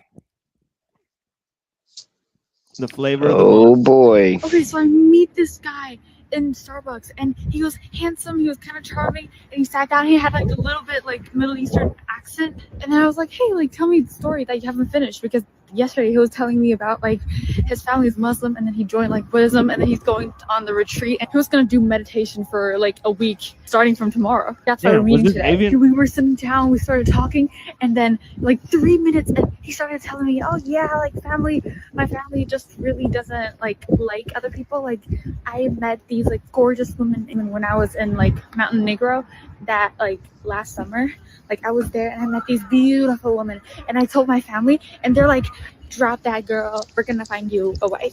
And then I just sat there thinking, hello, we're on a date. And then it clicked, like, okay, he probably has autism, like I shouldn't be so, like maybe he just can't read social cues. And then he said, oh yeah, those girls, like they brought me to like whorehouse because they told me it's like a public house. They asked me if I wanted to go, and I didn't know it was a whorehouse, so I just went. And then I'm just there like, that is such a fucking crazy starter, you know? We're 3 minutes in. Yeah, buddy. And also, he like told me like twice or like 3 times on our date that he and the 2 girls like that he met in Montenegro, they talked quite rather nasty, like online. Rather And I'm just like, nasty. hello, like I'm here, like why would you tell me that like you talked to them dirty online? Why? And then he's like, yeah, so I got into like a bit of drama with one of the girl's boyfriend. What? Well, back to Mount Negro you go.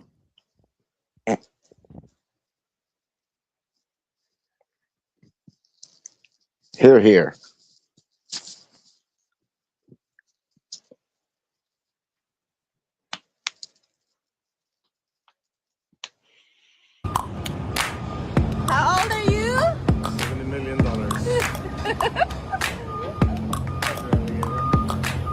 like your age.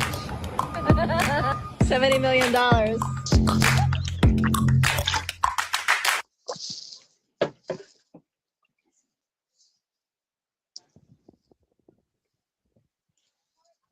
There's a lot going on there.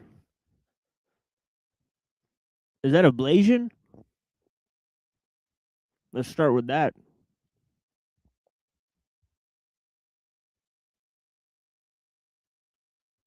That's ablation Malaysian.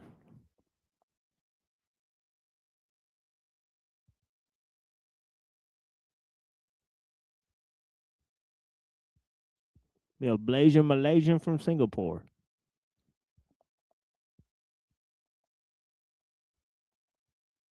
Creator I saw posting abolish ICE.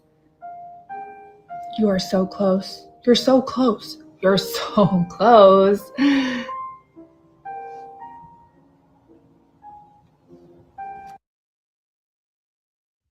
What?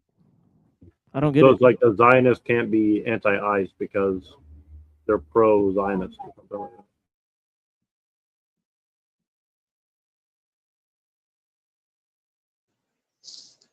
Boo-hoo. If only they could see the man behind the curtain. But is it a white man, a black man, purple man?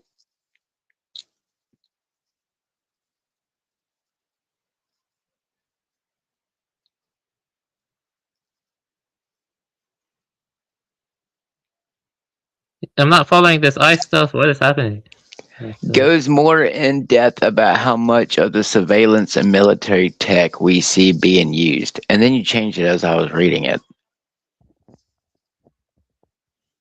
Yeah, basically, like, they ended up killing 2 dudes, and the 2 dudes were basically like American citizens. So now they're all like, all right, well, you know, so it's pretty interesting. So that's basically the story so far, Avian. You know, they I got some deployed good them ones in coming up. American. Yeah, I got some good ones coming up on that. You guys are going to trip on it. It's going to be very, very interesting. Yeah, they deployed the agents in the middle of the country. So they're supposed to be like working at the border. So they don't just pop up like in the middle of the country, usually. Right? So it's interesting. They're trying to figure out the legal precedence of the situation. Right? Allegedly. Yeah, allegedly. Well, what's interesting about this post is that actually I didn't even notice, but keep eating in my ear. Oh yeah, Also, the ICE agents are trained by the Israeli Defense Forces. Avian, can you believe that? But yeah, It doesn't surprise me. yeah, it's interesting. Yeah. Yeah, I mean, go ahead, girl. if you want the best, you gotta get the best. Right. So, and whatnot. So it says here, I recommend the book by Palestine Laboratory by Anthony Lowenstein, which goes more into depth about how the surveillance and military tech we see being used in the United States against civilians was first tested by the blue and white country against Palestinian civilians. Well, I mean, duh. I mean, we need live test subjects. Who else are we going to test the fucking supersonic laser beams on? I mean, come on. That's right. You're all Palestinians. Get fucking used to it. Uh-oh. Well, as long as we can make a GoFundMe. Well, that's what's interesting is like it goes directly into the theory that I just made up with AI in like 10 minutes. You know, pretty interesting. Now Israel's like a test ground for the technology, essentially. So maybe it is more about the technology than it is about Israel. Wouldn't that be curious? Well, I mean, allegedly, they're going to fight against, the aliens, but, that depends on what you want to see the aliens as. So, they kind of need this technology, allegedly. Remember they had that movie called like Sector 9 or something, Section 9? District 9, yes, with the little alien buggies, yes. Yeah, and they put like alien bug people into like ghettos. Yes. Concentration ghettos. I watched that and I remember watching it, I was like, what the fuck is this movie about? With a canister of little black alien goo that gets them infected and turns them into a bug, yeah. The bug aliens are people. Maybe that's what they mean when they say you'll eat the bugs and be happy because they're all people. Well, what does it matter? Because all the snow that they dropped had bugs in it anyway. Which, I predicted that like a month ago. So, Fun but time. I don't get paid for that. They're going to help you get out of that jam. Coming in at number 5, I dated a black chick. This here is a classic. So if you ever dated or had sex with a black chick, definitely hit him with that immediately. Mention something like she was black too, not art school black. Really helped to prove your case. Coming at number 4, I'm the least racist person in the world. They might honestly buddy, someone else, so it's good to let them know your reputation speaks for itself. You've actually got mad at other people for them being racist. Coming in at number 3, if you've never had intercourse with a black woman or you don't have any black, let them know I support black things. I watch basketball. I'm a huge T-Pain fan. I voted for Obama or Kamala. Maybe you're just a big jerk chicken guy. Anything you've done that's in any way connected to black people, you're going to want to mention it right now. Let them know they must be mistaken. Number 2, you're going to hit them with, I'm also oppressed. Maybe you're a bit Cherokee, part Jewish or gay. You understand the struggle and also inform them that oppressed people need to stick together. And if nothing else works, the number 1 way to react when you're called racist is to out-black them. Say, I know you're talking about me. I've been in these streets. I'm like this. You got the wrong one. You better ask about me. Talk to them in a way that lets them know that you're street approved. Even if you're caught saying the N-word, it'll be pretty obvious. Right. I already got my end card. Signed off on it. So if you're called racist, use any combination of these and you're going to be as good as gold.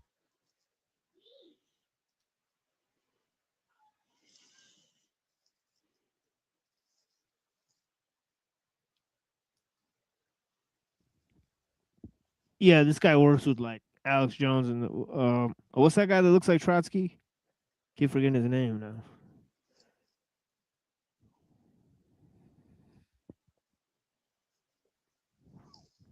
Sam Hyde. Yeah, Sam Hyde. Yeah, that's most likely not his real name, but yeah. No, it's probably not.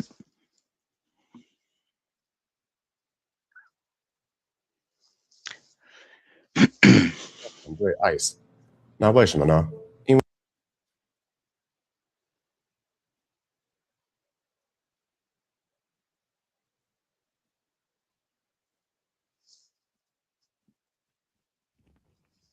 So this guy is saying because America discriminated against Chinese people 100 years ago, that we need to advocate for the dissolution of the United States border, basically. And he's saying it in America in Chinese to other Chinese people. Well, I mean, yeah, most of these people are probably getting paid to do it. Like, honestly, if I were to find out that this guy is a like a Chinese agent, I would totally respect it. But like, if he's just like an American, retard who's just like, I live in America, I think we should open the borders. Like, okay. Well, it's okay because at least people can't make all that money on TikTok now, allegedly. I mean, here's the thing: is like, I'm not even saying like I'm totally against America not having borders, but I'm like, if your only answer is like, let's just dissolve the border, it's like, that's not really an answer, right? Like, let's actually like talk about what are you actually saying here, right? Like, it's just like, I don't like ICE because it's racist. It's like, that's not really an argument. Ultimately, it's like, if you just open the floodgates to anybody who wants to come here, obviously, again, it's not like we have much choice anyways. Like, the government's going to do whatever they're going to do, but it is just interesting that I can tell you why. It's because in the world we've become very accustomed to, comfortability, where most people are born, in, war-torn countries. From the moment they come out of, the womb, they know nothing but bombs being dropped from Tony Stark. So, I mean, we Americans, those who get to live in parts of the world who, we only may occasionally send some troops to go and die for, alleged freedoms for other people and humanitarian needs, I mean, what do you expect? I mean, the whole entire fucking world is fabricated and we all LARP in it until the day you die, or you sell out to it if they like you enough. I mean, that's what it comes down to. You know, if it's some grand scheme to put someone, you know, in some Matrix-like thing, which seems to be what they're doing, but, you know. Well, I think this is simultaneously one of the best piece of propaganda I've ever seen, and also one of the most insulting piece of propaganda I've ever seen. So I want to get you guys' take on this one. This one's a very, very simple but a very funny piece of propaganda. The most racist person you know. If you keep being racist, we gonna find you. You think we playing? We a hive mind. I can be what you want me to. Well, I was saying this earlier, which I've been gathering a shit ton of evidence that Facebook and other social media sites are allowing black people, I'm sorry, melanated people and other people who are not quote unquote light skinned or white or cracker, if that's what you prefer. Basically, I'll just put it this way, you know, don't be shocked if, like, you know, the racial violence just doesn't escalate. I'm just saying, because they don't seem to really care when you got a guy who, you know, tattoos a Klansman around a noose on his middle finger, and he's getting, you know, thousands and thousands of likes and reshares. So, anyway. Well, it's just funny. It's like we are a hive mind. If you're racist, we're gonna find you and do bad things to you. Until it's like, okay, so like again, it's just like this nebulous term of like racist. Well, yes, and look at the hearts and look at the comments. Exactly. There you go. Because in reality, Neurojack, the only thing that's keeping people from going back and scalping each other and graping and tearing each other apart is this little illusion that we have of goddamn fucking justice. Yet every single day when we're throwing in fucking criminals, they're coming right back out to fucking stab people on trains and light them on fire. So, I mean, we're just going to continue complaining until whatever happens. Hey, I'll tell you this. Your racism is showing, and yeah. Well, my racism, you know, doesn't apply because I'm a white man, so I can't be racist because I'm automatically born racist. But, you know, LARP away.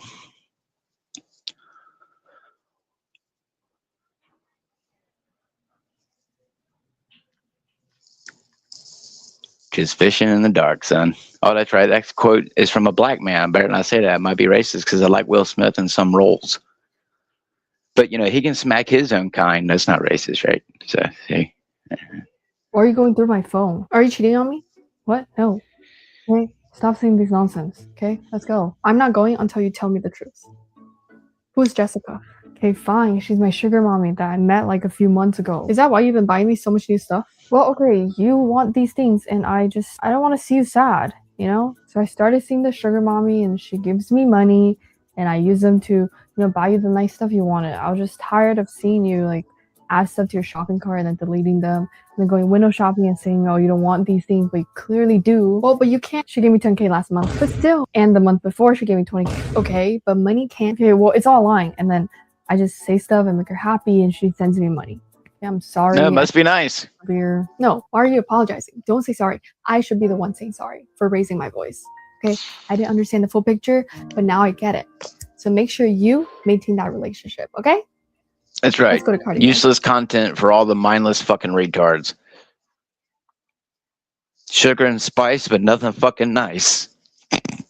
I mean, this is the general attitude of most people like today. Like, this is actually very I actually like this girl's content because I think she's actually being thoughtful with what she's saying. And I think that she's being groomed by a lot of creepy, weird, small-headed people in Los Angeles. And, you know, I don't know if they're writing the script for her per se, but there is definitely something strange going on. So I get a nice little like insight of like how the social media industry is working, I would say. Well, I mean, you know, I can tell you, I would like to, you know, go and have, you know, a generated background that makes me a peanut. And, you know, 85,000 people will come and watch me pretend to be a peanut while I play stupid video games. But, you know, apparently I'm not likable. So. again, everything's constructed. If you think that what she's telling you is fucking true, I got another thing to tell you. I mean, maybe it is, but it's just going to be exploited anyway. Just like someone like us, if any of us were, you know, like that TV show I wanted to get on not here long ago. You remember that, Jack? You know, that TV show I reached out to about, but I realized that like they were going to exploit me.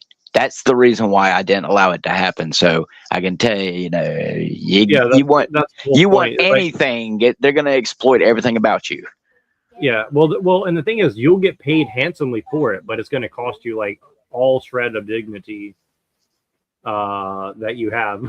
You know what I mean? I think It's much better to be like an extra in The Walking Dead who gets like a donut and a coffee than it is to, you know, be featured in any TV show, even if it's for one episode. Your race and your empire will die. And you know what? All of this land will come right back to us. And I guarantee you, all my people. Aren't we all people? Aren't we all human beings? You don't treat us like human beings. Well, you just said you don't care about us. I don't. I really don't. We're going to continue to grow while your race dies off. And that's what it really is your white supremacy. You are so scared that you're going to continue to grow while we die off. You're so scared that your women aren't having children. That's why you're trying to ban abortion. Y'all want y'all white women to have children because your race is dying off. Mine is Are you growing. happy about that? I don't really care. I just care about my race, black people and brown people growing. I don't care about you. You will build a border. You will build a wall. We will dig under it. And if you close what's under it, we will dig on top. Trust Are you me. against borders? I am. So no borders. I don't think we should have a border here. I think it should be controlled. Yes. I don't think anyone should come in. How are we going to control it if there's no border?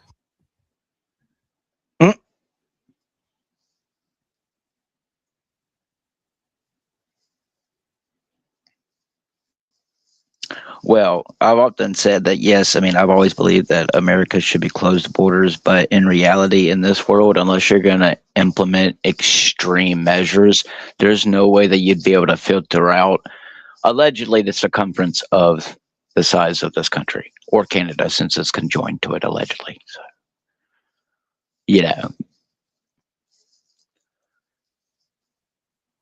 I mean, let's face it. I mean, it depends on the core values of which we're standing upon. Are we standing upon what countless alleged millions of veterans died for, which was the right for people to come to this country to seek peace, life, and liberty, to, you know, live, you know, in conjunction with other things that are considered, you know, freedoms? But I mean, let's face it. I mean, is what we're being proposed now in these here recent few years and months, is that really the same ideal? I mean, I don't know. Do you feel sympathy when you see that little immigrant boy with the hat?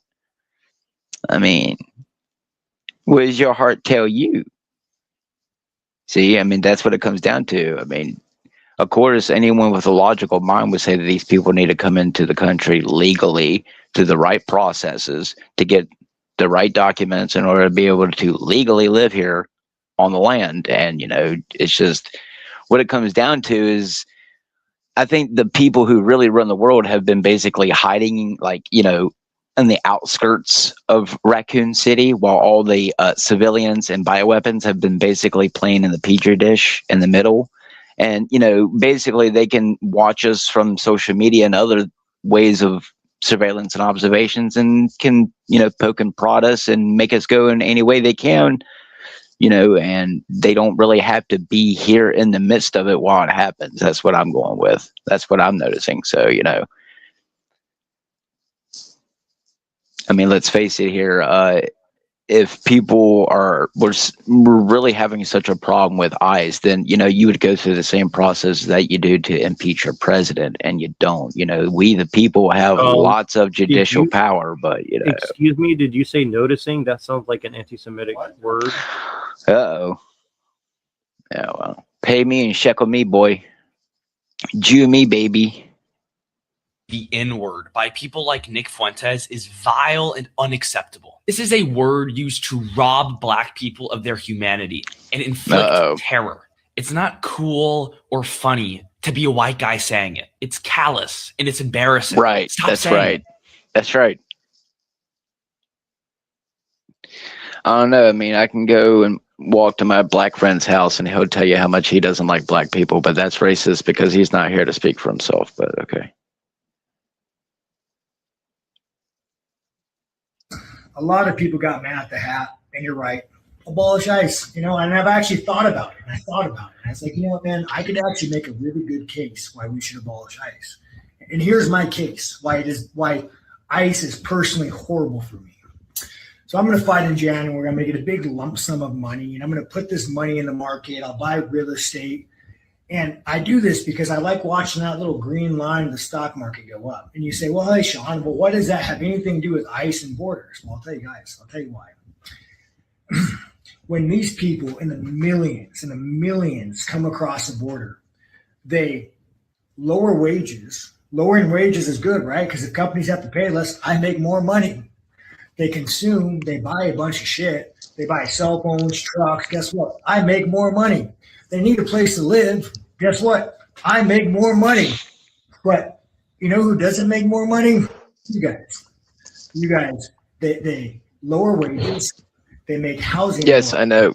That's how Mexicans are able to own twice the amount of what people have owned. Yeah. And after hearing that, for you guys that hated me in the hat, after hearing that, hey, guess what? Me and you are the same. Let's abolish But ICE. it's not just the Mexicans. Common ground. It's not just them. It is black people. I mean, everyone abuses the system. I mean, what's the? You know what's funny though is like most Mexicans I know don't even want to be in it. Like they'll actually want to go back home and live in Mexico more than live here. Most of the ones that I personally met, like they actually like living in Mexico better than living in America. So that's why they're sending all the South Americans right now, because the South Americans want to come here because they're having problems down there. But most Mexicans, even though they have like a cartel war, like they live like a more simple life basically than we do. So.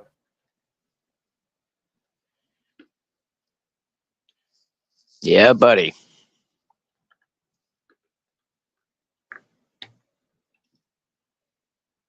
Sounds like robbing a bank is more and more fucking up our alley.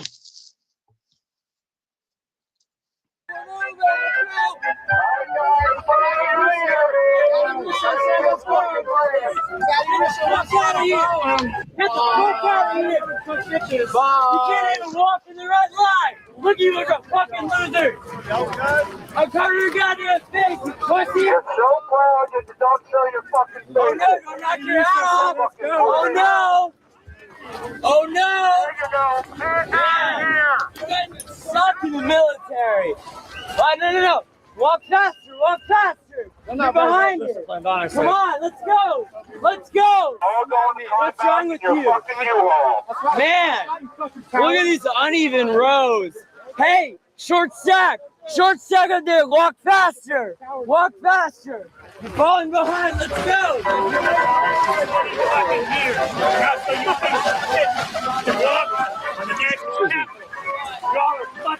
I don't know. This is looking a little staged. Loser. If you put them down, then they will all look at you. You could be the new alpha. They'll all look at you like the new leader if you fight that guy. You should go punch That guy's a robot. That's not even a real human. They're the leader. Thomas. Go fight Thomas, and then you'll be the new leader if you win. But you got to win. Because I'm looking at it like big, strong guy like you taking orders from a little guy like that. It's no way. I just don't believe it. Go beat him up.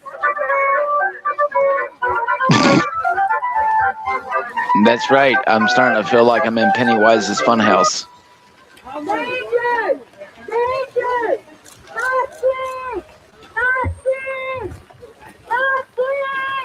To politics in a way. Sex isn't always acceptable in public. So I'm just curious more about that.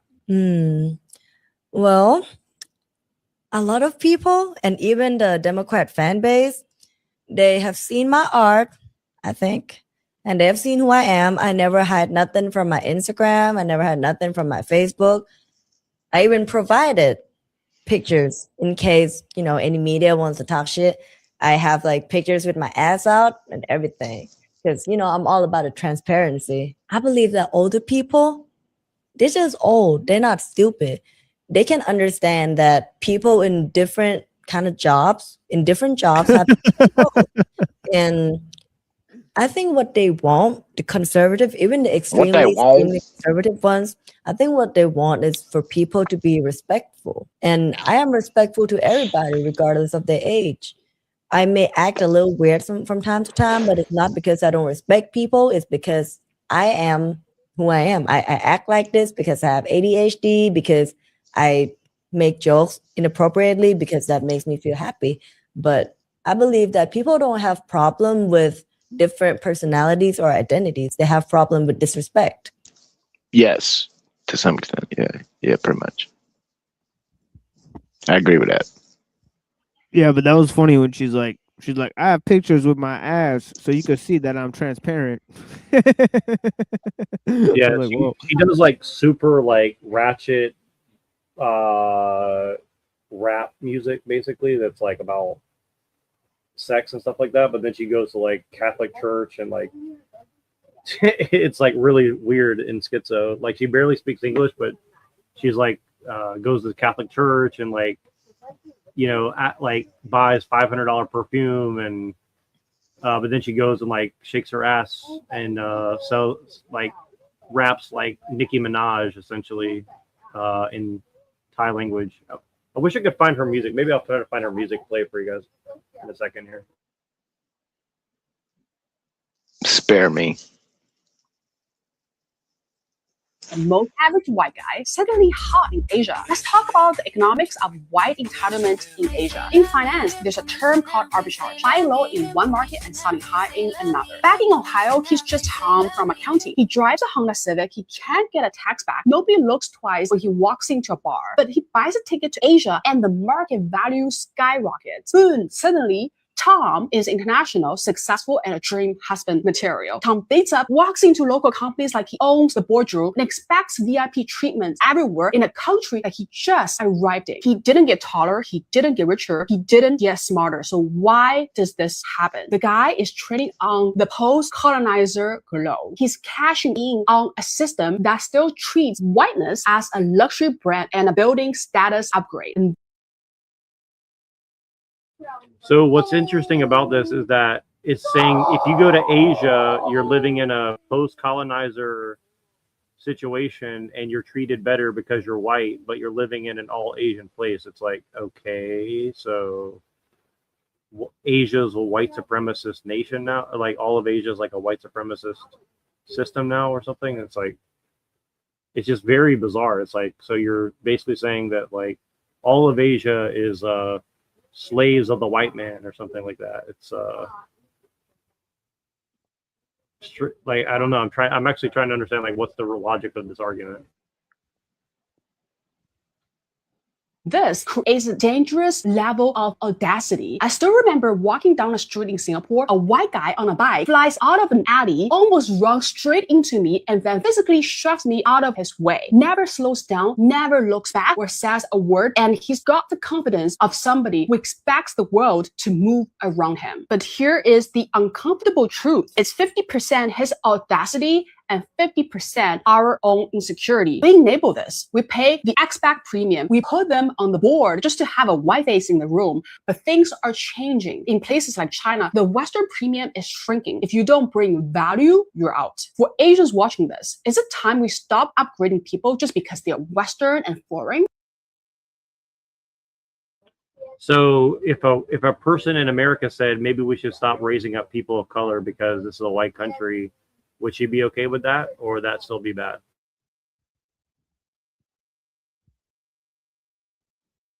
And if that's the case, why is she in America speaking English to an American audience to say this? Well, that's what's weird is that the last two videos you showed is pretty new because it's like they didn't used to have accents like this. The influencers, right?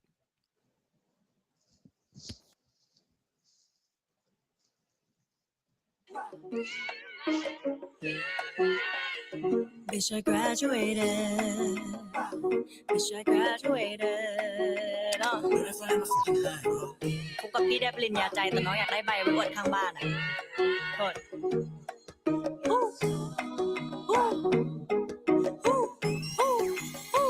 Bitch, I graduated. อวดป้าอวดน้าอวดอาอวดยายว่า Bitch, I graduated. อวดแมวอวดหมา what bitch I graduated อวดพ่ออวดแม่อวดคนทั้งบ้าน what bitch I graduated บอกปู่บอกย่าอย่าลืมส่งต่อให้เพื่อนในไลน์นะว่ากูเรียนจบ I graduated 3.0 don't add me baby จนตีสามกันฉลองไม่ไหวเอาให้ป้าข้างบ้านมันก็อักเลือดตายอย่างนี้ต้องชนแล้ว I'm gonna make one like her now. เราช็อตต้องสับแล้วป้าเมาให้มึงลืมที่เรียนเล็กปะจบเลยสัตว์จบได้สักทีเรียนไม่ค่อยดีแต่ก็จบ4 ปีพ่อแม่แต่ขอดูใบทรานสคริปต์เอาไปโชว์ได้สักทีรอรับใบเอาไปตบหน้าแม่งที่มันแช่งเอาไว้ว่าอย่างกูไม่จบหรอกกูของนอกมือเศษอัดแท่งเดี๋ยวมันเจอหน้าแข้งจากที่มึงหมดปลอกหรอกไอ้ Shit, go her dude. I don't understand a damn word she's saying.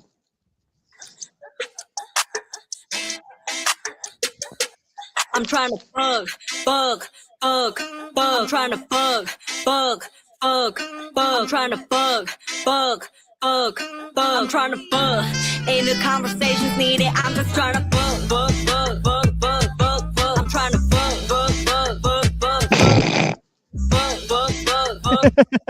I'm trying to bug. Pull up to my place and give me head. They call a no. Somebody else wrote this for sure. Low, let's make an OnlyFans. I gotta go, bro.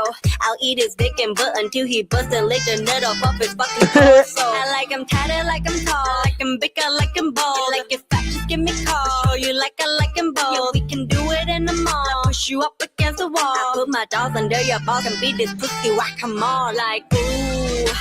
Where you got that dick from? Who? 7 inches is so thick and long too. Tell your daddy I said thank you for the genetics. It's fantastic. I'm trying to put this ass on you. Do you watch hentai? Can I call you senpai and give you throw like necktie? You said I'm looking sexy. You look like you could wreck me. CNC king, so when we fuck, you gotta make me. I'm trying to bug. That's pretty good. I like that. I'm trying to bug. I'm trying to bug. I'm trying to bug. Ain't no conversations needed. I'm just trying to bug. I'm trying to bug. I'm trying to bug. And how much went to bed that like a majority of her fan base is just men, so. They call me thick, so I think I might just gon' eat a dick. You know way too fast. I push him down, told him not eat a bitch out. All day on my knees, I'ma need to get powder. We can go round for round, fuck it, you go down for now. So what's your face, boy? I'ma need a seat. And brush your teeth and room my pH, please. I need a thrill, I'm trying to ride a speed. Super diving name, he never need a breathe. If you do it good, I'ma make you food, maybe some say your name. We can go all night, we can go hardcore, you can leave my door with stangling. If you're moving with me, babe, you may forget just how to masturbate. You never have to bake. What if it's into that shit? Then bake away. Let me tease it, please it. If you uncut, then unsheath it. Tell you other hoes I'ma need them to beat it. You think you're a freak? Pull your meat out your jeans. I'll show you what a freak really is. I'm trying to love it. Bug. Trying to bug. Trying to bug. I'm trying to bug. Ain't no conversations needed. I'm just trying to bug. I'm trying to bug. I'm trying to bug. I'm trying to bug. Pull up to my place and give me head until I nut.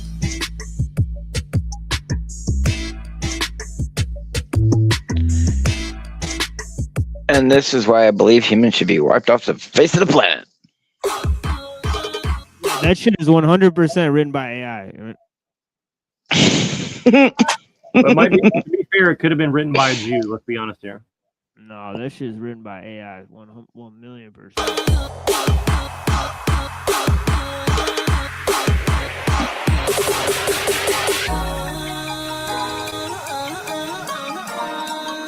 Oh dear God, I'm getting the fuck off of here.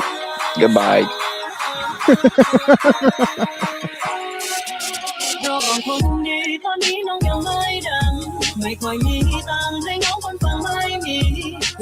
You gonna pay me for watching this stupid shit?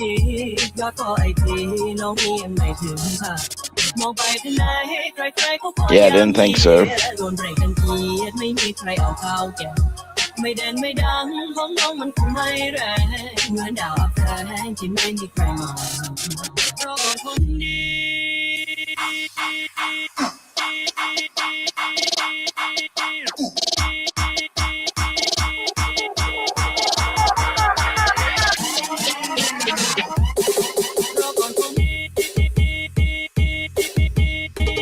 What the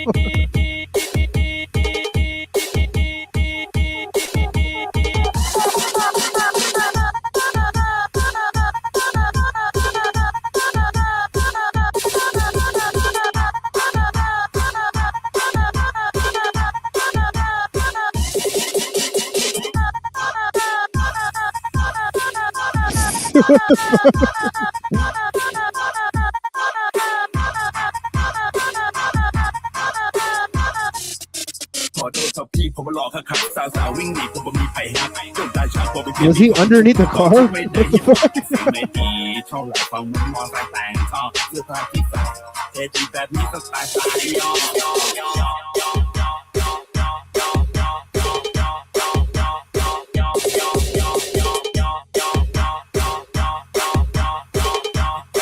แบบนี้สไตล์สายย่อให้โลกไหนดูแพงๆแบบฉันกิโลมีให้ใจใจเอกตามรถของโก้จะไปก็ไปพี่วิ่งตามไม่ได้กิโลไม่ต้องกลับมาตอนที่กูมีตังค์นะบรอที่ยกทั้งคืนต้องผมดีเจเป็นให้ได้ทุกอย่างเหมือนกับดีเจเป็นพระเอกของโลกเหมือนกับลิเกให้ก็มีอยากฟังแค่ดิเทจะปิดจะโฟผมบอกตู้เขากับใครมีแต่หัวและหัวใจหัวที่โคตร I don't know. I just think it's really interesting. I have no idea what they're saying, but it's really it's like redneck culture mixed with like Asian people, mixed with like black rap music, mixed with like traditional music, mixed with like DJ They music. found an African guy and just put him in the video. Yeah, exactly. Like you look African. Let's put you in the video, and you just come and look at the fat rapper guy or whatever. It's like it's like Brazilian fusion samba mixed with like I don't know. Well, I guess it's time to shut it down. I'm pretty sure you lost your entire audience anyways because you played that. So I think you're right. Yeah. Well, you guys are welcome for that. But yes, everybody, please go see Machine. It's about to start. I appreciate you guys. Yeah. I mean, I thought it was fun, but I appreciate you guys. Oh yeah, it's definitely strange, right? For sure. Yeah, I might have to steal some of these visuals for my next long form video for sure. I mean, yeah, I might. I don't know. I don't know about the music, but the visuals, I might have to steal them for sure. Yeah, the music is just really bad. Yeah, dude. Yeah, I mean, I like some of the little beat. You know, sounds a little trappish or something, but you know. It's weird how the beat changed like every 30 seconds of the song. I was like, what the fuck? I feel like there's like 4 songs in one here. Like, what is going on?